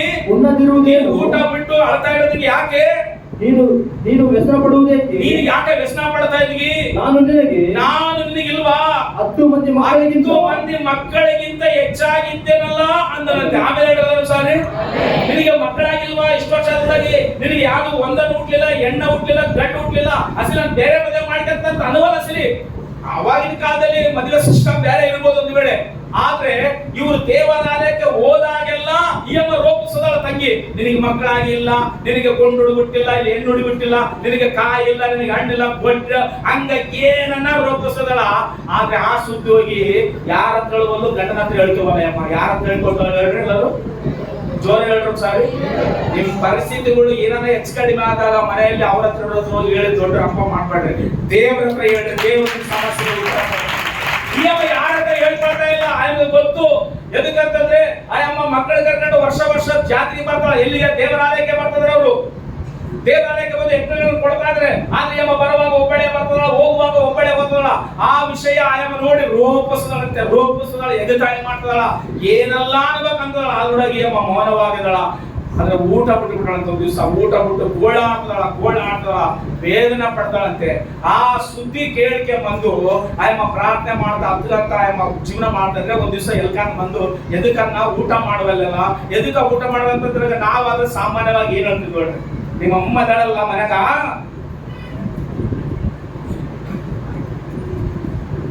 ನಾವಾದ್ರೆ ಸಾಮಾನ್ಯವಾಗಿ ಏನಂತ ಕೇಳ್ತೀವಿ, ನಾವು ಸಮಸ್ಯೆಗಳನ್ನ ಮುಚ್ಚಿಡಕ್ ನೋಡ್ಲಿಕ್ಕಲ್ಲ, ಸಮಸ್ಯೆಗಳನ್ನು ಮುಚ್ಚಿಡುವವರು ಪ್ರೀತಿಸ್ತಾರಂತೆ. ಅದಾಯ್ತು ನಾನು ಹೇಳಿದ್ದು.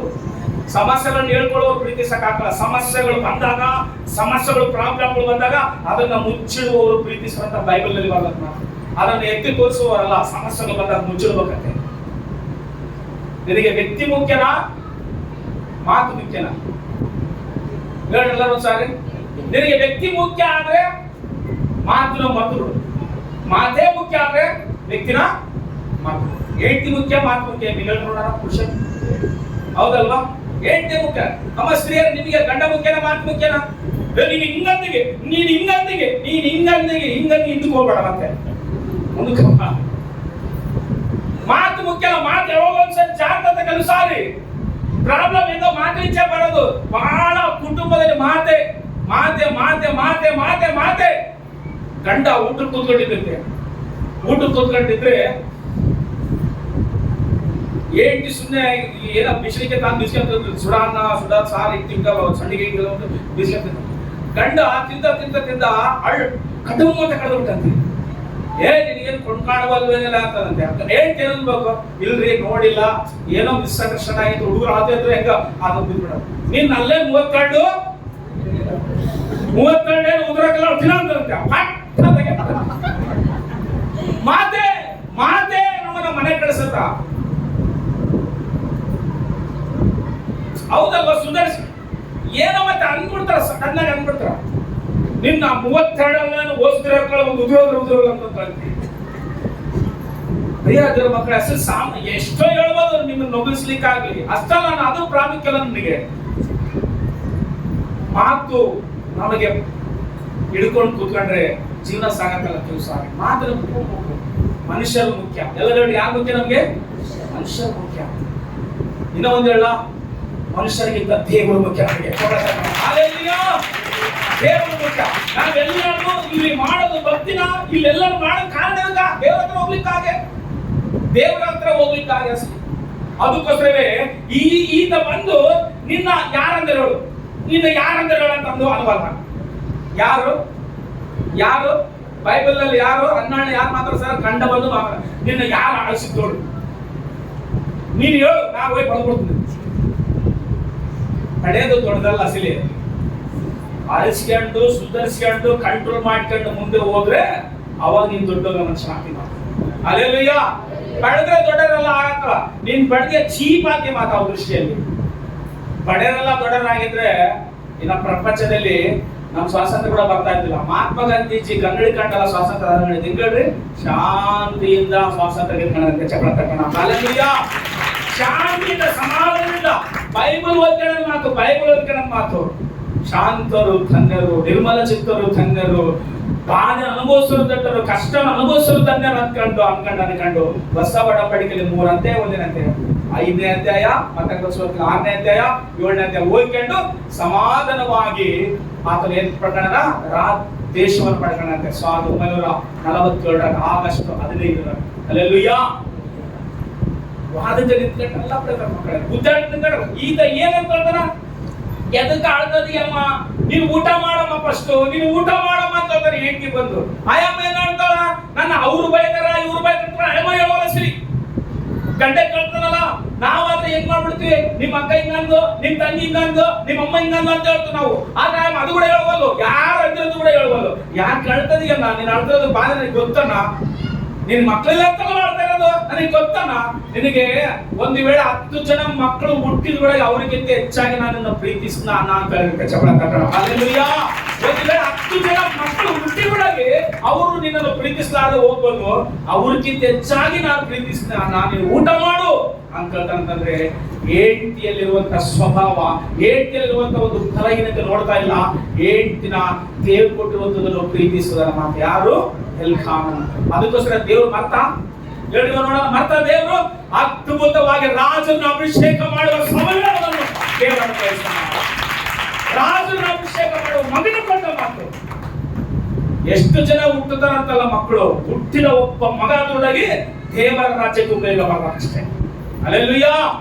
ಹುಟ್ಟಿದ ಒಬ್ಬ ಮಗದೊಳಗೆ ಅಭಿಷೇಕದಲ್ಲಿ ಇರ್ಬೇಕ ಅಂತ ಮಕ್ಕಳ ದೇವ್ರು ಕೊಟ್ಟ.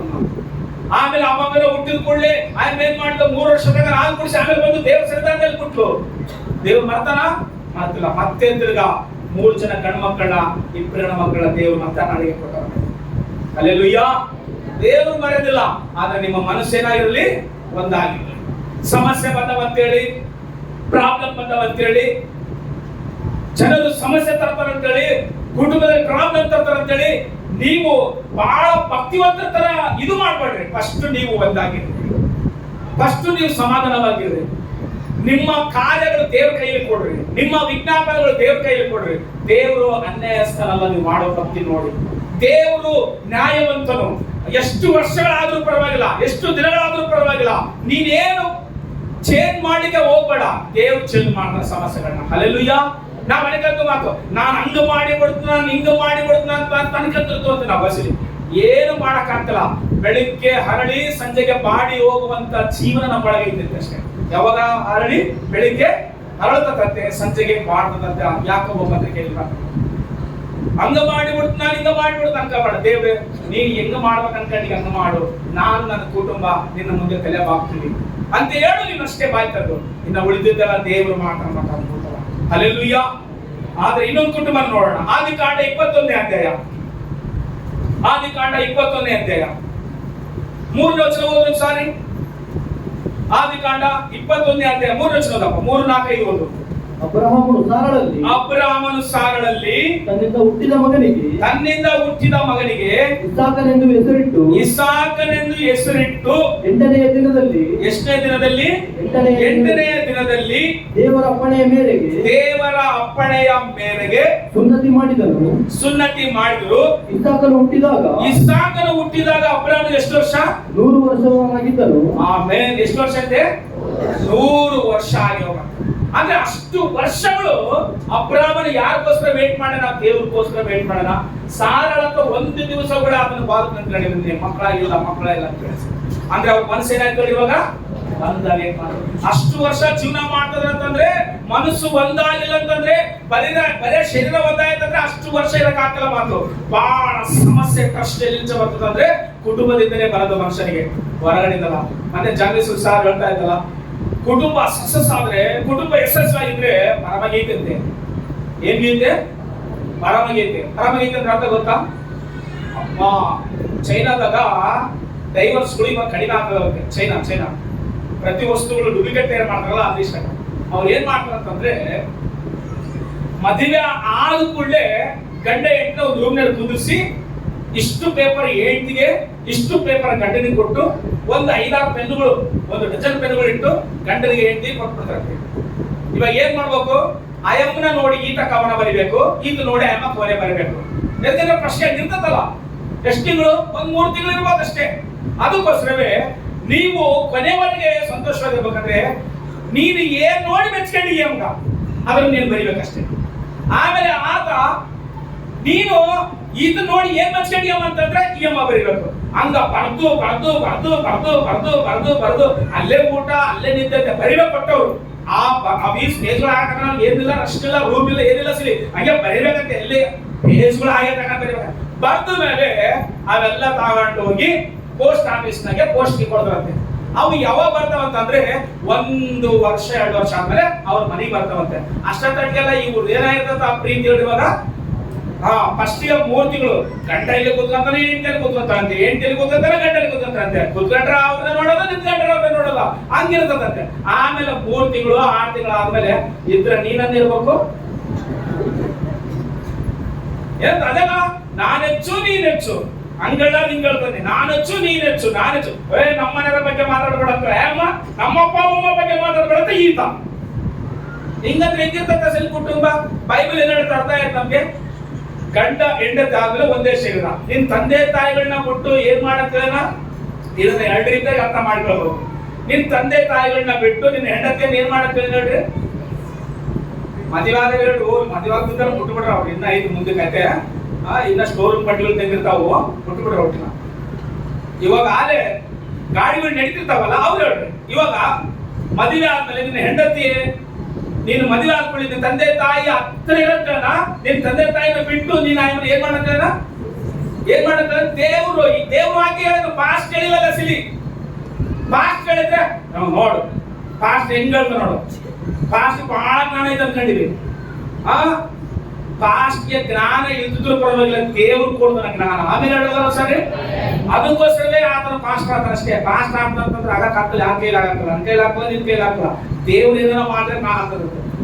ದೇವ್ರ ಏನ ನಿನ್ ತಂದೆ ತಾಯಿಗಳನ್ನ ಕೊಟ್ಟು ನಿನ್ ಹೆಂಡತಿಯನ್ನು ಸೇರಿಕೋತ ಮಾತು. ಅಂದ್ರೆ ಅರ್ಥ ಏನಿಸಲಿ, ಇಷ್ಟು ದಿನ ಊಟ ಯಾರಿಗೆ ಕೇಳ್ತಾ ಇದ್ದೆ? ಮನೆ ಬಂದ ಮೇಲೆ ಮದುವೆ ಆಗ್ತದಾಗ ಅಮ್ಮನಿಗೆ ಕೇಳ್ತಾ ಇದ್ದೆ, ಬಟ್ಟೆ ಯಾರಿಗೆ ಕೇಳ್ತಿದ್ದೆ? ಅಮ್ಮನಿಗೆ ಕೇಳ್ತಾ ಇದ್ದೆ, ಏನನ್ನ ಬೇಕಂದ್ರೆ ಔಷಧ ಅಮ್ಮನಿಗೆ ಕೇಳ್ತಿದ್ದೆ, ಇಲ್ಲ ಅಪ್ಪನಿಗೆ ಕೇಳ್ತಿದ್ದೆ. ಇವಾಗ ಮನೆ ಬಂದು ಕೊಡ್ಲಿ ಅಮ್ಮನಿಗೆ ಕೇಳಾಕಲ್ಲ, ಯಾರಿಗೆ ಕೇಳ್ತೀವಿ ಸರಿ? ಯಾರಿಗೆ ಕೇಳ್ತೀವಿ? ನೀವ್ ಹೇಳ್ರಿ, ನೀವು ಬಹಳ ಬುದ್ಧಿವಂತರು. 2 ಗಂಟೆ ಮದುವೆ ಆಗಿ ಸ್ಕೂಲ್ಗೆ ಹೋಗಿದ್ರೆ ಅದು ಅರಣ್ಯ ಸ್ಕೂಲ್ಗೆ ಹೋಗ್ಬಿಟ್ಟಿರ್ತೀವಿ, ಪಾಸ್ಟ್ ಸ್ಕೂಲ್ಗೆ ಹೋಗಿರತ್ತೆ. ಅವು ಹೋದ್ರೆ ಅಲ್ಲೆಲ್ಲ ಸುಮ್ಮನೆ ಗೋಲ್ಗಳು ಚಿಂಪಾಂಚಿಗಳು ಎಲ್ಲ ಸುಮ್ಮನೆ ಗುಂಪಾಗಿ ಬರ್ತಾ ಇದ್ರೆ ಏಂಟಿ ಕೈ ಗಟ್ಟಿ ಹಿಡ್ಕೊಂಡ್ಬಿಡತ್ತೆ. ಯಾರು? ಗಂಡ ಗಟ್ಟಿ ಹಿಡ್ಕೊಂಡ. ನೀನು ಹಿಂಗ್ ಹಿಡ್ಕೊಂತೀರಂದ್ರೆ ಏನ್ ಮಾಡ್ತಾ ಬಿಡವು ಆತದಾಳತ್ತೆ. ನೀ ಸುಮ್ಮನೆ ಗಟ್ಟಿ ನೋಡತ್ತೆ ಕೈ ಹೇಳಿ. ನೀನ್ ಕೈ ಹೊಡ್ಕಲ್ಲ ಅಂತದಳತ್ತೆ ಅಮ್ಮ, ನೀನ್ ಸುಮ್ಮನೆ ಅಂತ ನನಗೆ ಭಯ ಆಗ್ತಲ್ಲ ಬೇಡ ಅಂತದಳತ್ತೆ ಅಮ್ಮ. ಭಯ ನಿನಗೆಲ್ಲ ನೀನ್ ಅದ್ರ ಕಲ್ತೋಗ್ಬಿಟ್ಟಿದೆ, ನಾ ಗುರ್ತಿಡೋದು ಕಷ್ಟ ನೋಡಿ. ಹಿಂಗೆ ಹೇಳಿದ್ರೆ ಬೇಸ್ ತಗೋತಾರೆ, ಹೇಳಂದ್ರೆ ಅಸಲಿ ಹೇಳೋದೇ ಕೂತ್ಕೊಳ್ರಿ. ನಾನು ನಿಮ್ಮನ್ನ ನೊಗಸಕ್ಕಲ್ಲ ಹೇಳ್ತಿರೋದು, ನೀನ್ ಅರ್ಥ ಮಾಡ್ಕೊಳ್ರಿ. ನಿಮ್ ಜೀವನ ಚೆನ್ನಾಗಿರ್ಬೇಕಂದ್ರೆ, ನಿಮ್ ಸಂಸಾರ ಚೆನ್ನಾಗಿರ್ಬೇಕಂದ್ರೆ, ನೀವು ಒಂದು ಮನಸ್ಸುಳ್ಳವರಾಗಿರ್ಬೇಕಂದ್ರೆ, ನೀನ್ ಮತ್ತೆ ನಿನ್ನ ಅಮ್ಮನ ಅಪ್ಪನ ಹಿಡ್ಕೋಬೇಡ ಬಾಲನ. ನಿನಗೆ ಅಮ್ಮ ಅಪ್ಪ ಬೇಕು, ಅವ್ರು ಒಳ್ಳೆಯದು ಕೆಟ್ಟದ್ದು ನಿನಗೆ ಬೇಕು, ಇಲ್ಲ ಅಂತ ನಾನು ಹೇಳ್ತಾ ಇಲ್ಲ. ಅವ್ರಿಗೆ ನೋಡ್ಕೋಬೇಕು, ಊಟ ಕೊಡ್ಬೇಕು, ಬಟ್ಟೆ ಕೊಡ್ಬೇಕು, ಅವ್ರಿಗೆ ಔಷಧ ಕೊಡಿಸ್ಬೇಕು, ಅವ್ರಿಗೆ ಆಶ್ರಯ ಆಗಿರ್ಬೇಕು. ಅಷ್ಟೇ ಹೊರತಾಗಿ ಮದುವೆ ಆದೈತ ಪಾಸ್ಟ್ ಹೇಳ್ತಾನೆ ಬಾಯಿ ಹೋಗೋಣ ಹೊರಗೆ ತಿಳ್ಕೊಬೇಡ ಬಂದಾಗ ಮನೆಗೆ ಹೋದ್ ಕೂಡಲೇ ಹಂಗಲ್ಲ ಹೇಳ್ತಾ ಇರೋದು. ಬೈಬಲ್ ಹೇಳ್ತಾರೆ ಹಂಗಲ್ಲ. ನೀನು ಇಷ್ಟು ದಿನ ಮನೆ ಬಂದು ಕೂಡಲೇ ಯಾರನ್ನ ನೋಡ್ತಾ ಇದ್ದೆ, ಯಾರನ್ನ ಮಾತಾಡ್ತಾ, ಯಾರ ಹತ್ರ ಟೈಮ್ ಕಳಿತಾ ಇದ್ದೆ? ನೀನು ಮದುವೆ ಆದ್ಮೇಲೆ ಏನ್ ಮಾಡ್ತಾ ಇದ್ದೀವಿ? ಸಾರಳಿಗೆ ಮಗ ಹುಟ್ಟಿದಾಗ, ಅಬ್ರಾಮನಿಗೆ ಮಗ ಹುಟ್ಟಿದಾಗ ಎಷ್ಟು ವರ್ಷ ಅಂತ ಬಂದು ಬೈಬಲ್? 100 ವರ್ಷ ಅಂತ ಬಂದ. ಅಂದ್ರೆ 100 ವರ್ಷ ತನಕ ಯಾರ ಹತ್ರ ಜೀವನ ಮಾಡ್ತಾನೆ ಅಬ್ರಾಮ? ಯಾರ ಹತ್ರ ಜೀವನ ಮಾಡ್ತಾನ ಸಾರಳು? ಆತ್ಮಹತ್ಯೆ ಗುದ್ದಾಡ್ದಂಗೆಲ್ಲ ತವ್ರ ಮನೆಗೆ ಹೋಗಿಲ್ಲ ಸಾರ. ಇಲ್ಲ ಆತ್ಮಹತ್ಯೆ ಗುದ್ದಾಡ್ದಾಗ ನಡೆಯಲ್ಲ ನೀ ತವ್ರ ಮನೆಗೆ ಅಂತ ಅಂದಿಲ್ಲ ಅಬ್ರಾಮ. ಬೈಬಲ್ ಏನಂತ ಹೇಳ್ಕೊಡ್ತಾ? ಬೈಬಲ್ ಅರ್ಥ ವಾಕ್ಯ ಓದಿದ್ರೆ, ಒಂದು ವಾಕ್ಯ ಓದಿ 45 10 ಓದಿ ಕೀರ್ತನೆಗಳು ಏನು ಅಂತ ಹೇಳ? ಕೀರ್ತನೆಗಳು 45 ಅದೇ 10 ವಚನ ಓದ್ರ. 45 10 ಏನಂತ ಹೇಳ್ತಾನ? ಕೀರ್ತನೆಗಾರ ಏನಂತ ಹೇಳ್ತಾನ?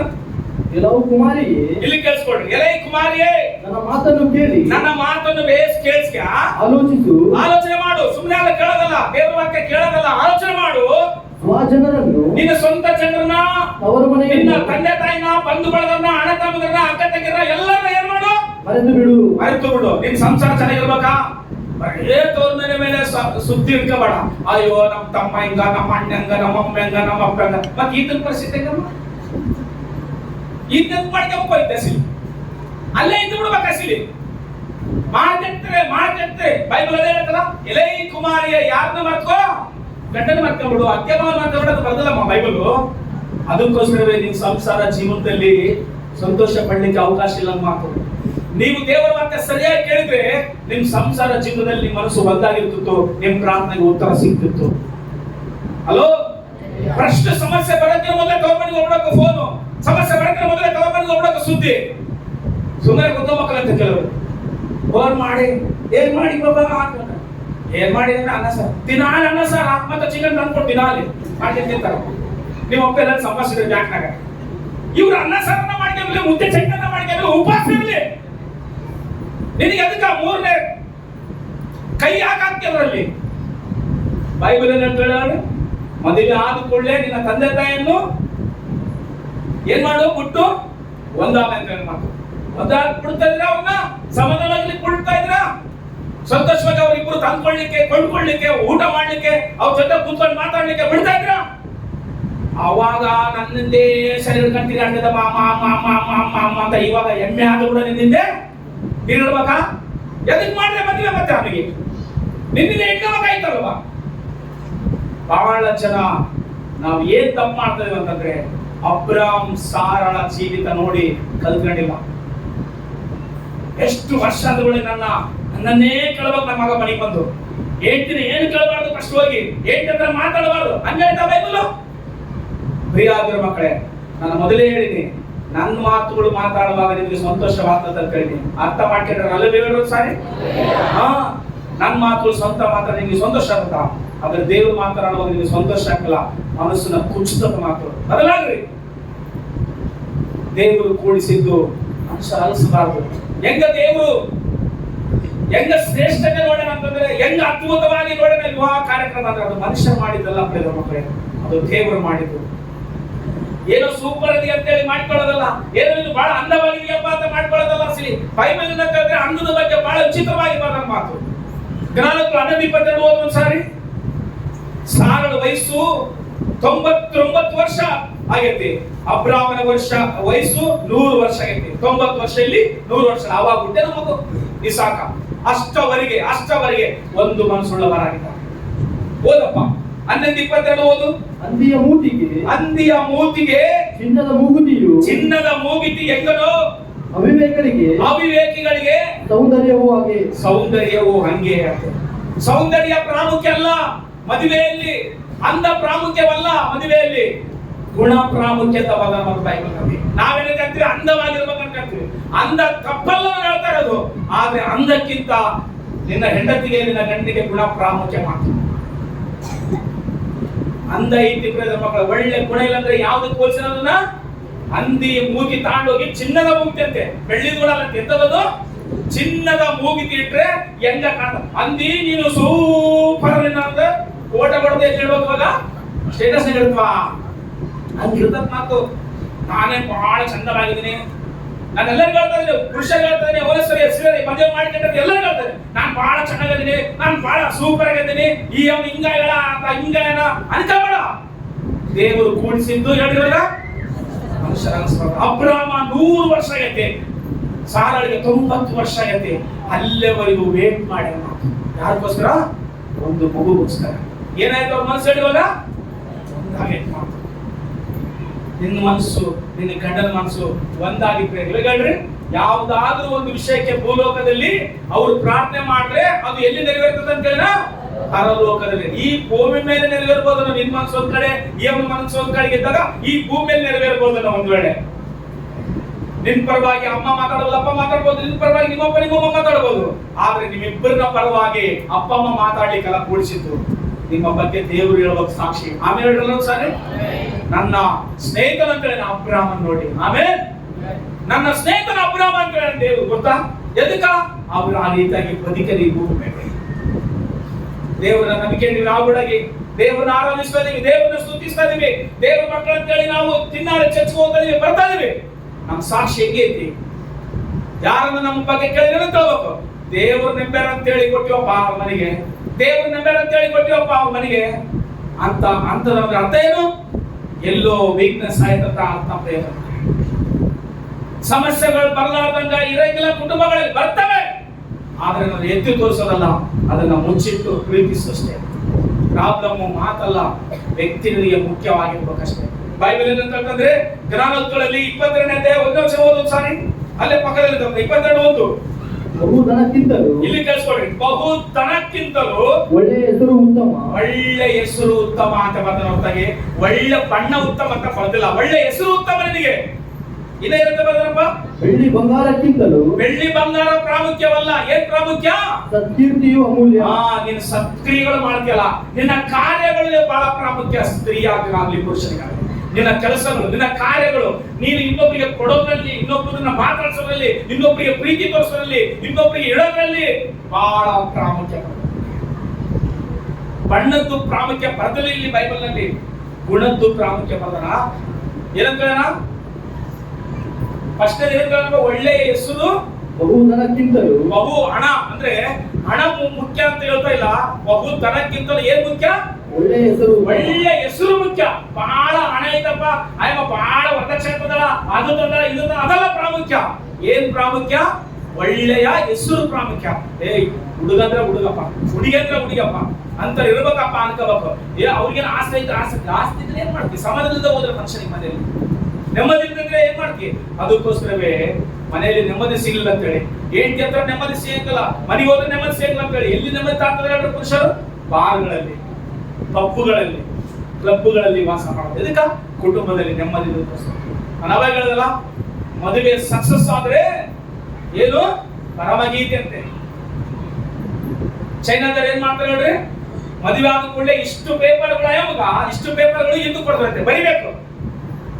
ನಿನ್ನ ಕಣ್ಣು ಇಷ್ಟ ಐತೆ, ನಿನ್ನ ತುಟಿಗಳು ಹಿಂಗದವ, ನಿನ್ನ ಕೂದಲು ಹಿಂಗದವ, ನಿನ್ನ ಕೈಯಿಂದ ಕಾಲಿಂದ ನಿನ್ನ ದೇಹ ಎಲ್ಲ ಬರಿಬೇಕಂತ ಬರ್ದು ಬರ್ದು ಬರ್ದು ಬರ್ದು ಬರ್ದು ಬರ್ದು ಆದ್ರೆ ಎಲ್ಲ ಏನಪ್ಪ ಆಯ್ತು ಅಂತ ಕೇಳ್ತಂತೆ. ಆಯ್ತು ಓ ಜೀವನ ಮಾಡ್ಕೊಂಡ ವರ್ಷ ಆದ ಕೂಡಲೇ ಅವಾಗ ಮನೆ ಬರ್ತಂತೆ. ಅಷ್ಟಕ್ಕೆ ಇವ್ರಿಗೆ ಏನ್ ಹೇಳ್ತದ? ಪ್ರೀತಿ ಕಡಿಮೆ ಆಗ್ಬಿಟ್ಟಿರ್ತಪ್ಪ.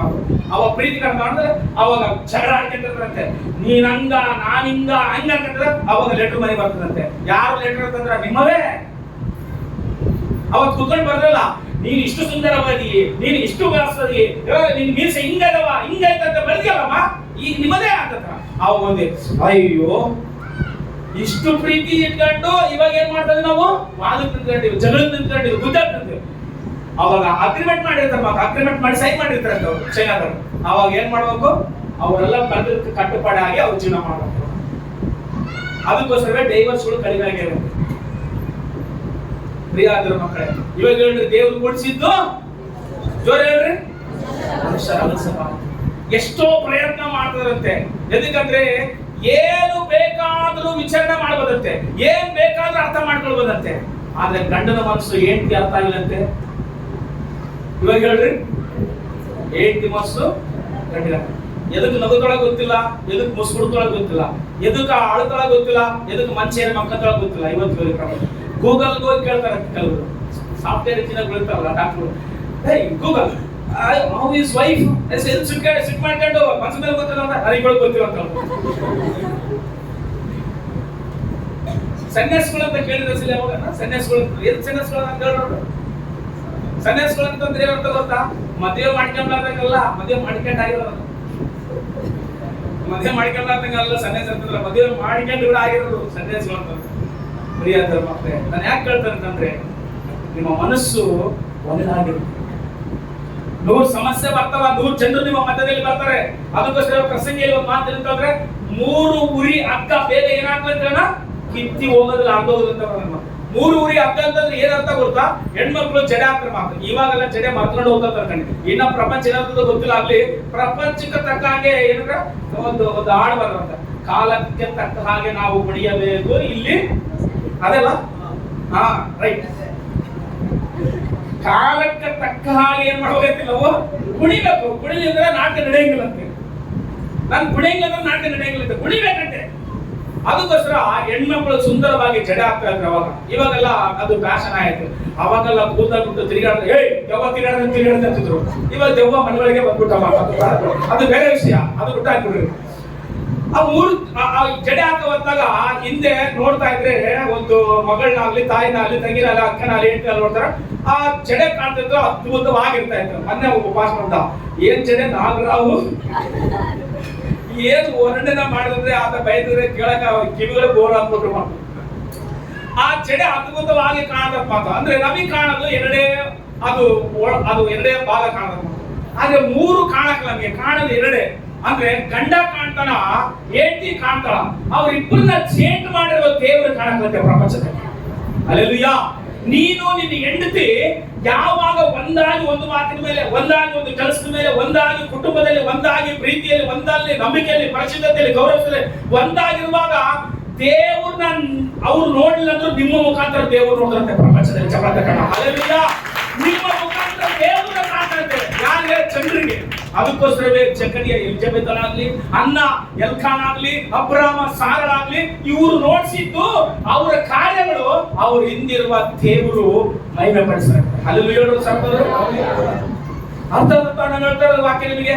3 ಉರಿ ಹಗ್ಗ ಬೇಗ ಕಿತ್ತೋಗೋದು ಅಂತಂದ್ರೆ ನಮಗೆ ಕಾಣದ ಎರಡೇ ಭಾಗ ಕಾಣ್ತದ, ಆದ್ರೆ ಕಾಣಲಾದ ಭಾಗ ಏನು ಗೊತ್ತಾ? ಅದೇ ಪರಿಶುದ್ಧ ಅಂತ. 3 ಉರಿ ಹಗ್ಗ ಬೇಗ ಸಮಸ್ಯೆಗಳು ಬರ್ತವೆ ಕಿತ್ತಾಕ್ಲಿಕ್ಕಾಗಿ, ಅಲ್ಲಿಂಚ ಬರ್ತದೆ, ಇಲ್ಲಿಂಚ ಬರ್ತದೆ, ಪ್ರಾಬ್ಲಮ್ಗಳು ಬರ್ತವೆ. ಆದ್ರೆ ದೇವರು ಕೊಡಿಸಿದ್ದೀವಿ ಗಡ್ರಿ, ದೇವರು ಕೊಡಿಸಿದ್ದು ಬೈಬಲ್ ನಲ್ಲಿ ಬಹಳ ಪ್ರಾಮುಖ್ಯದ ವಚನಗಳು ಹೇಳಿ ನಾನು ಪ್ರಾರ್ಥನೆ ಮಾಡಿ ನೋಡ್ರಿ. ಬೈಬಲ್ ಕೆಲಸದಲ್ಲಿ ಕೊನೆಗೆ ಏನಾಗ್ತದಂದ್ರೆ, ಕುಟುಂಬದಲ್ಲಿ ಸಮಾಧಾನದಿಂದ ಹೋದ್ರೆ ಸಮಸ್ಯೆಗಳನ್ನ ಜಾಸ್ತಿ ಉತ್ಪತ್ತಿ ಮಾಡಿದ್ರೆ ಎಂತರ ಅಂತಂದ್ರೆ ನಾವು ಕೆಲಸ 3:18 ಓದೋದು ಸಾರಿ, ಕೆಲಸ ಬಲ್ಲ ಪತ್ರಿಕೆಯಲ್ಲಿ ಇಲ್ಲಂದ್ರೆ ನಾ ಒಂದು ವಚನ ಓದ್ರಿ. ಪೇತ್ರ ಓದು ಸಾರಿ, ಪೇತ್ರ ಓದು. ಪೇತ್ರ 3ನೇ ಅಧ್ಯಾಯ 6ನೇ ವಚನ ಓದ್ರು ಒಬ್ರು, ಇನ್ನೊಬ್ರು ಕೊಲೆಸ 3:18 ಓದ್ರು. ಓದಪ್ಪ. 1 ಪೇತ್ರ 3:6. ಸಾರಳು ಹಾಗೆ ಅಬ್ರಹಾಮನಿಗೆ ಸ್ವಲ್ಪ ಇರು. 2 ತಿಮೋತಿ 3ನೇ ಅಧ್ಯಾಯ 1-3 ತಗೊಂಡು ಲಾಸ್ಟ್ ಸ್ವಭಾವ ಏನೈತಿ ಮನುಷ್ಯನಿಗೆ ಏನಾಗತ್ತ ಹಂಗೆ ಕೊಲೆಸ 3:18 ಓದು. 2 ತಿಮೋತಿ 3:13 ಓದ. 1 ತಗೊಳ್ಳೋದು. 2 ತಿಮೋತಿ 3:1-3. ಆದರೆ ಕಡೆ ದಿವಸಗಳಲ್ಲಿ ಇಲ್ಲಿ ಕೇಳಿಸ್ಕೊಡ್ರಿ. ಅಸಲಿ ಕ್ಷಮಿಸಲಾದ ಗುಣ, ಪ್ರೀತಿಸಲಾದ ಗುಣ, ಒಂದಾಗಿರಲಾದ ಗುಣ, ಐಕ್ಯತೆಯಿಲ್ಲದ ಗುಣ, ನಾವು ಇಷ್ಟು ವರ್ಷ ಬದುಕಿ, ಇಷ್ಟು ವರ್ಷ ಜೀವನ ಮಾಡಿ, ಇಷ್ಟು ವರ್ಷ ಅರ್ಥ ಮಾಡಿಕೊಂಡಿಲ್ಲ ಅಂದ್ರೆ ಏನಾಗುತ್ತೆ ಜೀವನ ಅಂತ ಬರೋಣ. ಓದಪ್ಪ. ಆದರೆ ಕಡೆ ದಿವಸಗಳಲ್ಲಿ, ಯಾವ ದಿವಸಗಳಲ್ಲಿ? ಕಡೆ ದಿವಸಗಳಲ್ಲಿ ಹೆಂಗಿರ್ತಪ್ಪ ಅಂದ್ರೆ ಮನುಷ್ಯ ಸ್ವಭಾವ ಮಾಡ್ತಾರ. ಕಡೆ ದಿವಸಗಳಲ್ಲಿ ಹೆಂಗಿರ್ತದ? ಕಠಿಣ ಕಾಲಗಳು ಬರ್ತವೆ. ಇವಾಗೇ ಬೇಸೈತಿ ಕಾಲ, ಇನ್ನ ಕಠಿಣ ಕಾಲ ಆಗಿಲ್ಲ, ಇನ್ನು ಕೊರತೆ ಬಂದಿಲ್ಲ, ಇನ್ನು ಪ್ರಾಬ್ಲಮ್ಗಳು ಆಗಿಲ್ಲ, ಇನ್ನು ಸಮಸ್ಯೆಗಳು ಬಂದಿಲ್ಲ. ಆದ್ರೆ ಕಡೆ ಕಾಲದಲ್ಲಿ ಎಂತ ಕಾಲ ಬರ್ತದೆ? ಕಠಿಣ ಕಾಲ ಬರ್ತದೆ. ಓದಪ್ಪ. ಮನುಷ್ಯರು ಸ್ವಾರ್ಥ ಚಿಂತಕರು. ಎಂತ ಸರಿ? ಸ್ವಾರ್ಥ. ನಾನ್ ಬೇಯಿಸಿದ್ರೆ ಸಾಕು, ನಾನ್ ಚೆನ್ನಾಗಿದ್ರೆ ಸಾಕು, ಅವ್ರು ಊಟನ ಮಾಡಿ ಉಪವಾಸ ಇರ್ಲಿ, ಆರೋಗ್ಯ ಬರಲಿ, ಆರೋಗ್ಯದ ನನಗೆ ಸಾಯ್ಲಿ ಅನ್ನುವಂತ ಒಬ್ಬರಿಗೊಬ್ಬರು ಕಕ್ಷೆ ಬರ್ತದೆ ಕುಟುಂಬದಲ್ಲಿ. ಓದು. ಹಣದಾಸೆ, ಬಡಾಯಿ ಕೊಚ್ಚುವವರು, ಅಹಂಕಾರಿಗಳು, ದೂಷಕರು, ತಂದೆ ತಾಯಿಗಳಿಗೆ ಅವಿಧೇಯರು, ಉಪಕಾರ ನೆನೆಸದವರು, ಅಸಲಿ ಎಷ್ಟು ಉಪಕಾರ ಮಾಡಿದ್ರು ನೆನೆಸಲಾರದವರು, ದೇವರ ಭಯ ಇಲ್ಲದವರು. ಯಾರವರು? ದೇವರು ನಂಬಿದ ಕುಟುಂಬದವರು. ಹಲೋ, ನಾನು ಹೊರಗಡೆಯವರ ಬಗ್ಗೆ ನಾನು ಮಾಡ್ತಾ ಇಲ್ಲ ನ್ಯಾಯ, ಹೊರಗಡೆಯವರ ಬಗ್ಗೆ ಮಾಡ್ತಾ ಇಲ್ಲ ಬೋಧನೆ, ಸಭೆಯಲ್ಲಿ ಇರುವಂತ ಜನರ ಬಗ್ಗೆ ಹೇಳ್ತಾರೆ ನಾನು. ಯಾರ ಭಯ ಇಲ್ಲದವರು ಇವರಲ್ಲ, ದೇವರ ಭಯ ಇಲ್ಲದವರು. ದೇವರ ಭಯ ಇಲ್ಲದವರು ಏನಂತ ಮಾತಾಡ್ತಾ ಬರಲ್ಲ. ಕಠಿಣ ಕಾಲದಲ್ಲಿ ಬರ್ತದ ಒಂದು ದಿವಸ ಪರಿಸ್ಥಿತಿ ಏನಂತ ಬರ್ತದ ಅಂತ ಹೇಳ್ತಾರಪ್ಪ. ಫಸ್ಟ್ ಚೋದು ಮನುಷ್ಯರು ಸ್ವಾರ್ಥ ಚಿಂತಕರು. ಸ್ವಾರ್ಥ ಅಂದ್ರೆ ಏನು? ನಾನೇ ಬೇಯಿಸಿರ್ಬೇಕು, ನಾನೇ ಚೆನ್ನಾಗಿರ್ಬೇಕು, ನಾನಿದ್ರೆ ಏನ್ ಗಂಡನಾಗ್ಲಿ, ಏನ್ ಗಂಡ ನಾನ್ ಚೆನ್ನಾಗಿರ್ಬೇಕಂತ ಗಂಡ ಏನನ್ನಾಗ್ಲಿ, ಗಂಡ ಊಟ ಮಾಡಿನ ಉಪವಾಸನ ಕಲ್ಸದ ಮುಂಚೆ ಬಂಧನ ಇಲ್ಲ, ತಿಂದನ ಏನಿಲ್ಲ ಅಂತಿರ್ತೀರಿ. ಆ ಕಾಲ ಬಂದಂತೆ ಒಂದು ವೇಳೆ ಇವಾಗ ಆ ಕಾಲ ಇಲ್ಲ ಅಂತ ಇರ್ಬೋದು, ಒಂದು ವೇಳೆ ದೇವರಿಗೆ ಸ್ತೋತ್ರ. ಆದ್ರೆ ಇನ್ನ ಇವಾಗ್ಲೇ ನಾವು ಅರ್ಥ ಮಾಡಿಕೊಳ್ಳಿಲ್ಲ ಅಂತಂದ್ರೆ ಕುಟುಂಬನ ಇವಾಗ್ಲೇ ಅರ್ಥ ಮಾಡಿಕೊಳ್ಳಿ ಅಂದ್ರೆ ಒಂದು ಕಾಲ ಬರ್ತಂತ ಬರೋಲ್ಲ. ಆ ಕಾಲ ಎಂತಂದ್ರೆ ಬಹಳ ಕಠಿಣವಾದ ಕಾಲ. ಸ್ವಾರ್ಥ ಚಿಂತೆ ಮಾಡ್ತಾರೆ. ಸ್ವಾರ್ಥ ಅಂದ್ರೆ ಗೊತ್ತಾ? ನನ್ನ ದೇಹ ಅಷ್ಟೇ, ನನಗೆ ಅಷ್ಟೇ. ನೀನು ಎಲ್ಲ ಸಿಟಿ ಎಲ್ಲ ತಿಂತೀಯಪ್ಪ, ಸಿಟಿಗೆ ಓದ್ತಿ ನಿನಗೆ ಇಷ್ಟ ಬಂದ ಹೋಟ್ಗಳ ತಿಂತೀವಿ, ಇಷ್ಟ ಬಂದದೆಲ್ಲ ತಿಂತೀವಿ, ಮನ್ಯಾಗ ಹೆಂಡ್ತಿದಲ್ಲ, ಮನ್ಯಾಗ ಮಕ್ಕಳಿದಲ್ಲ ಅನ್ನುವಂಥದ್ದು ಆಲೋಚನೆ ಮಾಡ್ತದೆ. ನೀನು ಆಲೋಚನೆ ಮಾಡ್ತದೆ ಅಂದ್ರೆ ಸ್ವಾರ್ಥಕ್ಕಾಗಿಲ್ಲ, ನಿನ್ ಕುಟುಂಬ ನಿನಗೆ ಆಲೋಚನೆ ಇದ್ದಂತ ಅರ್ಥ. ಸ್ವಾರ್ಥ ಅಂತಂದ್ರೇನು? ನಿನಗೆ ಇಷ್ಟ ಬಂದದೆಲ್ಲ ತಿಂದು ಬರ್ತೀವಿ ಹೊರಗಡೆ, ನೀನು ಇಷ್ಟ ಬಂದ ಅಂಗಡಿಗಳಿಗೆ ಹೋಗಿ, ಇಷ್ಟ ಬಂದ ಹೋಟ್ಗಳಿಗೆ ಹೋಗಿ, ಮನ್ಯಾಗ ಒಂದು ಜೀವ ನನಗೋಸ್ಕರ ಐತಿ, ನನ್ನ ಮಗು ಐತಿ, ನನ್ನ ಹೆಂಡತಿ ಅಂತೇಳಿ ಆಲೋಚನೆ ಮಾಡ್ತೀವಿ. ಅವಾಗ ನಾನು ಸಾರಿ ಆಲೋಚನೆ ಮಾಡುವಾಗಿದ್ರೆ ನೀನು ಸ್ವಾರ್ಥ ಚಿಂತಕನಲ್ಲ. ನೀನು ಕುಟುಂಬದ ಚಿಂತೆ ಮಾಡುವಾಗಿದ್ದೀನಿ. ಬಹಳ ಜನ ಏನ್ ಹೇಳ್ತಾರ, ದೇಶ ಇರ್ತಾರಂತ ನಾನು ಕೊಟ್ಟಿನಿ, ಮದುವೆ ಮಾಡಿನಿ, ಅವ್ನು ಹೊಟ್ಟೆ ಮಾಡ್ಕೊಂತಾನ, ಅವ್ನು ಬಟ್ಟೆ ಮಾಡ್ಕೊಂತಾನಪ್ಪ ಅಂತಾರ. ಕೇಳ್ಕೊಳ ಕೆಲವು ಮಾತುಗಳು, ಅರ್ಧ ಕೇಳ್ಕೊಳಂತ ಮಾತುಗಳು. ಅವ್ನ ಹೊಟ್ಟೆ ಅವ್ನು ಬಟ್ಟೆಪ್ಪ, ಅಸಲಿ ಮನೆ ಗುಂಡಾಳ ಇಲ್ಲ ಪುಳ್ಳೆ ನೋಡ್ಕೊಂಬ, ಆಯಮ್ ಏನು ಆರೋಗ್ಯ ಐತಲ್ಲ, ಸರಿಯಾಗಿ ಇದ್ದೇ ಐತಲ್ಲ ಅಂತೇಳಿ ಕೇಳ್ಕೊಳ ಕೆಲವು ವಿಷಯಗಳಲ್ಲಿ. ಎಲ್ಲ ವಿಷಯಗಳಲ್ಲಿ ಹೇಳ್ತಾ ಇಲ್ಲ, ಕೆಲವು ವಿಷಯಗಳು ಕೇಳ್ಕೊಳ. ಕಾರಣ ಏನು? ಸ್ವಾರ್ಥ ಚಿಂತಕ, ಸ್ವಾರ್ಥ. ಮನುಷ್ಯನ ಸ್ವಾರ್ಥಂತೆ, ಸ್ವಾರ್ಥಕ್ಕಾಗಿ ಇರ್ತಾರೆ. ಮುಂದೆ ಹೋದಪ್ಪ, ಹಣದಾಸೆಯವರು, ಹಣದಾಸೆಯವರು, ಬಡಾಯಿ ಕೊಚ್ಚುವವರು, ಹಣದಾಸೆಯವರು ಅಂತ ಅರ್ಥ ಗೊತ್ತಾ? ಏನನ್ನ ಮಾಡ್ಲಿ ಹಣ ಸಂಪಾದನೆ ಮಾಡ್ಬೇಕು, ಏನನ್ನ ಮಾಡು ನೀನು, ಏನನ್ನ ಮಾಡು ನನಗೆ ಹಣ ಬೇಕಂತ, ಏನನ್ನ ಮಾಡು ನನಗೆ ಗೊತ್ತಿಲ್ಲ ನನಗೆ ಹಣ ಬೇಕು ಅಂತ. ಪ್ರಪಂಚದಲ್ಲಿ ವಿಷಯಗಳು ಹೇಳ್ಬಾರ್ದು, ಕೆಲವು ವಿಷಯಗಳು. ಏನನ್ನ ಮಾಡು ನನಗೆ ಹಣ ಬೇಕು, ಹೋಗು, ಏನನ್ನ ಮಾಡು ನೀವು ಅಪ್ಪ ನೀವು ಹಣ ಇಸ್ಕಪ್ಪ, ಹೋಗು, ಅವಾಗಲೇ ಕೊಟ್ಟರಲ್ರಿ ಅಂತ. ಇಲ್ಲ, ಹೋಗು, ಹಬ್ಬಕ್ಕೆ ಹೋಗು, ಇದಕ್ಕೆ ಹೋಗು, ಇನ್ನೂ ಹಣ ಬೇಕು. ಸ್ವಾರ್ಥ ಚಿಂತಕರಿಗೆ ಕಠಿಣ ಕಾಲ ಬರ್ತದೆ, ಹುಷಾರಾಗಿರ್ಬೇಕು. ಹೋದಪ್ಪಿನ ಮುಂದೆ ಬರು. ಬಡಾಯಿ ಕೊಚ್ಚುವವರು, ಬಡಾಯಿ ಕೊಚ್ಚುವವರು, ಅಹಂಕಾರಿಗಳು, ಅಹಂಕಾರಿಗಳು, ಇವ್ರಿಗೆ ಹೇಳಕ್ಕಾಗಲಿ. ಇವರೆಲ್ಲರೂ ದೇವರ ನಂಬಿದ ಕುಟುಂಬವಾಗಿದ್ರು. ಲಾಸ್ಟ್ ಏನಂತ ಹೇಳ್ತಾರಪ್ಪ, ಹೋಗಿ ಮುಂದಕ್ಕೆ ಹೋಗು. ದೂಷಕರು, ದೂಷಣೆ ಮಾಡ್ತಾರೆ, ಏನ್ ಹೇಳಿದ್ರು ಕೇಳಂಗಿಲ್ಲ, ದೂಷಣೆ ಮಾಡ್ತಾನೆ ಇರ್ತಾರೆ. ದೂಷಣೆ ಅಂದ್ರೆ ಹೇಳ್ತಾನೆ ಇರ್ತಾರೆ, ಅವ್ರದೇ ರೈಟ್. ತಂದೆ ತಾಯಿಗಳಿಗೆ, ತಂದೆ ತಾಯಿಗಳು ಕೂಡ ಲಾಸ್ಟ್ ಏನಾದ್ರೆ ಇವರು ಅವಿಧೇಯರು, ವಿಧೇಯರಾಗಂಗಿಲ್ಲ, ಅವಿಧೇಯರಾಗಿರ್ತಾರೆ. ಉಪಕಾರ ನೆನೆಸದವರು, ಉಪಕಾರ ನೆನೆಸಲಾದವರು, ದೇವ ಭಯವಿಲ್ಲದವರು, ಇವರು ಏನ್ ಭಯ ಇಲ್ಲದವರು? ದೇವರ ಭಯ ಇಲ್ಲದವರು. ಮಮತೆ ಇಲ್ಲದವರು. ಸಾಕಪ್ಪ, ದೇವರ ಭಯ ಇಲ್ಲದೆ ಹೋದ್ರೆ ಏನ್ ಬರ್ತದೆ ನಮಗೆ ಲಾಸ್ಟ್ಗೆ? ಯಾರ ಬಗ್ಗೆ ನಾವು ಚಿಂತೆ ಮಾಡ್ತೇವೆ, ಯಾರ ಬಗ್ಗೆ ನಾವು ಚಿಂತೆ ಮಾಡ್ತೇವೆ? ಒಂದ್ಸಾರಿ ನೀನು ಆಲೋಚನೆ ಮಾಡು, ನಿನ್ನ ಕುಟುಂಬದ ಬಗ್ಗೆ ಕಾಳಜಿ ಇರಲಿ ಯಾವಾಗಲೂ. ನಾನು ಯಾಕೆ ಹೇಳ್ತೇನೆ ಅಂತಂದ್ರೆ, ನಿನ್ನ ಕೂಡಿಸಿದ್ದು ನಿನ್ನ ತಂದೆ ತಾಯಿ ನೋಡಿ, ಮಾಸ್ಟರ್ ಪ್ರಾರ್ಥನೆ ಮಾಡಿ, ಅನೇಕರು ದೊಡ್ಡವರ ಮುಂದೆ, ಹಿರಿಯರ ಮುಂದೆ, ಸಭಾ ಪರವಾಗಿ, ಸಮಾಜ ಪರವಾಗಿ ಕೂಡಿಸಿರ್ಬೋದು. ಅವ್ರನ್ನ ಸಾಮಾಜಿಕವಾಗಿ ದೇವರನ್ನು ನಾವು ಹಿಂದೆ ಇದ್ದು ಉಳಿಸ್ಕೊಂಡಿರ್ಬೋದು. ಆದ್ರೆ ನಿನಗೆ ದೇವರು ಕೂಡಿಸಿದ ಅಂತೇಳಿ ಮಾತ್ರ ಮರಿಬೇಡ. ಹಲ್ಲೆಲೂಯಾ ಅರ್ಥದರು. ಎಷ್ಟು ವರ್ಷಗಳಾಗ್ಲಿ ಜೀವದಿಂದ ಇರುವ ತಕ್ಕನ ನೀನೇ ಅವನ ಗಂಡ, ನೀನೇ ಅವನ ಹೆಂಡತಿ ಅಷ್ಟೇ. ಎಷ್ಟು ವರ್ಷಗಳಾಗ್ಲಿ ಒಂದು ಬಿಟ್ಟು ಇನ್ನೊಂದು ಮಾಡ್ಕೊಂಬೋದು, ಇನ್ನೊಂದು ಬಿಟ್ಟು ಇನ್ನೊಂದು ಮಾಡ್ಕೊಂಬೋದು. ಸುಖವಾಗಿ ಪ್ರಪಂಚದಲ್ಲಿ ಈ ಅಮ್ಮನ ಹತ್ರನೇ ಸುಖವಾಗಿದ್ದ ಇನ್ನು ಎಷ್ಟು ಜನ ಮಾಡ್ಕೊಂಡ್ರೆ ಸುಖವಾಗಿರ್ಲಿಕ್ಕೆ ಸಾಧ್ಯವಿಲ್ಲ ಮಕ್ಕಳ. ಪ್ರಪಂಚದ ನೋಡ್ರಿ ನೀವು, ಒಂದು ಬಿಟ್ಟು ಇನ್ನೊಂದು ಮಾಡ್ಕೊಂಡ್ರೆ ಅಂತ ಕೇಳ್ರಿ, ನೀವು ಬೇಕಾದ್ರೆ ಹೇಳ್ತಾರ ಅವರು. ಸುಖವಾಗಿರ್ಲಿಕ್ಕೆ ಚಾನ್ಸ್ ಇಲ್ಲ. ಎದಕ್ಕಂದ್ರೆ ದೇಹದ ಪ್ರೀತಿ ಇದ್ರೆ ಎಷ್ಟು ವರ್ಷ ಅಂತ ಬಸಿ ಪುರುಷರಿಗೆ ಬೈಬಲ್ ಏನಂತ ಹೇಳುತ್ತೆ, ಸ್ತ್ರೀಯರು ಏನಂತ ಹೇಳುತ್ತೆ, 60 ವರ್ಷದ ಬರೋದಷ್ಟೇ. ಆಮೇಲೆ ಮುಗಿದ ಶರೀರದ ಪ್ರೀತಿ. ಆದ್ರೆ ಆತ್ಮದ ಪ್ರೀತಿ ಎಷ್ಟು ವರ್ಷಗಳಾದೊಳಗೆ ಏನಾದ ಕಡಿಮೆ ಆಗುತ್ತೆ. ಆತ್ಮದ ವಾಟ್ಸಪ್ ನಲ್ಲಿ ಪಾಸ್ ಕಳ್ತಾರೆ, ಪೂರ್ತಿ ಮುದಿ ಅಣ್ಣ ಹಾಕೊಳ್ಳುತ್ತೆ. ಆತ ಮುದುಕ ಆಗ್ತದೆ. ಆ ಮುದುಕಿ ಮುತ್ತಿಟ್ಟಿರೋದು ಸ್ಟೇಟಸ್ ಇಟ್ಟಿರುತ್ತೆ. ಏನಿರೋದು ಎಂಟ್ರೆ ನೀವೇನು ಅಸಲಿ ಅಂದ್ರೆ ಬೇರೆ ಡಿಗಿರಿ ಆಡೋದೇ ಮುದುಕೆ ಬಂದು ಇಲ್ಲಪ್ಪ. ಎಷ್ಟು ವರ್ಷಗಳ ಶರೀರಕ್ಕೆಲ್ಲ ಪ್ರಿಯದ ಮಕ್ಕಳ ಶರೀರದ ಶಕ್ತಿ ಬಲ ಒಂದು 60-70 ವರ್ಷ ಇರ್ಬೋದಷ್ಟೇ. ಆಮೇಲೆ ಮುಗಿದತ್ತ ಅಷ್ಟಕ್ಕೆ ನಾವು ಪ್ರೀತಿಸೋರಲ್ಲ. ಮುದಿ ಅಣ್ಣಾಗಲಿ ಆಗಲಿ ಅವರ ಪ್ರೀತಿ, ದೇಹದ ಪ್ರೀತಿ ಕಡಿಮೆ ಆಗ್ಬೋದು, ದೇಹದ ಶಕ್ತಿ ಕಡಿಮೆ ಆಗ್ಬೋದು. ದೇವರು ಕೊಡಿಸಿದ್ದು ಮನುಷ್ಯ ಅಗಲಿಸಬಾರದು, ಅದು ನಿಜವಾದ ಪ್ರೀತಿ ಮಾತ್ರ. ಅಲ್ಲಿ ಹೇಳ್ತಾರೆ ಅಷ್ಟೇ ಬರ್ತಾಗೆ ಬೇಸು ಸವಾಲಿರುವಾಗ ಶಕ್ತಿ ಇರುವಾಗ ಆ ರೀತಿಯ ಪ್ರೀತಿ ತೋರಿಸ್ಲಿಕ್ಕಲ್ಲ, ಬರೀ ಶರೀರನ ಮಾಡಿಕೊಳ್ಳಕ್ಕಲ್ಲ ಪ್ರೀತಿ ಬಗ್ಗೆ ಮಾತಾಡ್ತಾರೆ ಬೈಬಲ್. ಆತ್ಮದಲ್ಲಿ ಇರುವ ಪ್ರೇಮ ಪ್ರೀತಿ. ಹಲ್ಲೆಲೂಯಾ.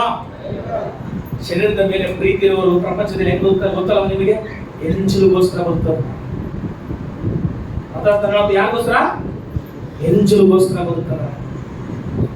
ಆತ್ಮದಲ್ಲಿ ಪ್ರೀತಿಸುವವರು ದೇವರಿಗೋಸ್ಕರ, ದೇವ್ರು ಕೊಟ್ಟಿರುವಂಥದ್ದು ಹೆಂಡತಿಗೋಸ್ಕರ, ದೇವ್ರು ಕೊಟ್ಟಿರೋ ಗಂಡಿಗೋಸ್ಕರ ಬದುಕ್ತಾರೆ.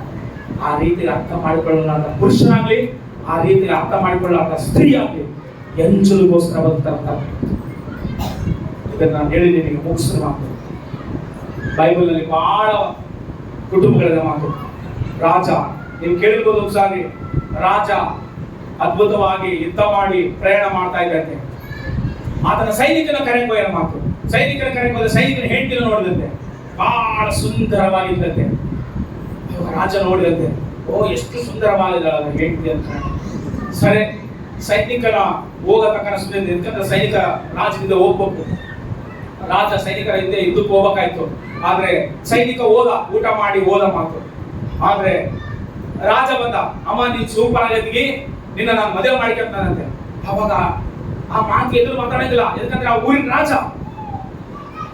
ಹೆಂಗಪ್ಪ ಹೇಳೋದು ನನಗೆ, ನನ್ನ ಗಂಡ ನೋಡಿ ಇವಾಗ ಊಟ ಮಾಡೋದ, ನನ್ನ ಗಂಡ ಗೊತ್ತಾರೆ ಏನಂತ ಈ ವಿಷಯ ಅಂತ ಹೇಳಿ, ಸರಿ ರಾಜ ನೀವು ನನ್ನ ಮದುವೆ ಮಾಡ್ಕೊಂಬೇಕ್ರಿ, ಫಸ್ಟ್ ನೀವು ಬಿಸಿಲಲ್ಲಿ ಬಂದಿದ್ದಾಗಿದ್ರಿ, ಹೊಟ್ಟೆ ಹಸ್ಕೊಂಡಿದ್ದಾಗಿದ್ರಿ, ಸ್ವಲ್ಪ ಕುತ್ಕೊಳ್ರಿ, ನೀರ್ ಕೊಡ್ತೀನಿ, ಊಟ ಮಾಡ್ಮಂತ ನಾನು ಇಷ್ಟಪಟ್ಟ ಅನ್ಕೊಂಡಂತ ಆತ ರಾಜ ಬರೋದು ಇಷ್ಟಪಟ್ಟ ಅನ್ಕೊಂಡು ಒಂದು ಕುರ್ಚಿ ಹಾಕಿತ್ತು, ಟೇಬಲ್ ಇಟ್ಲು.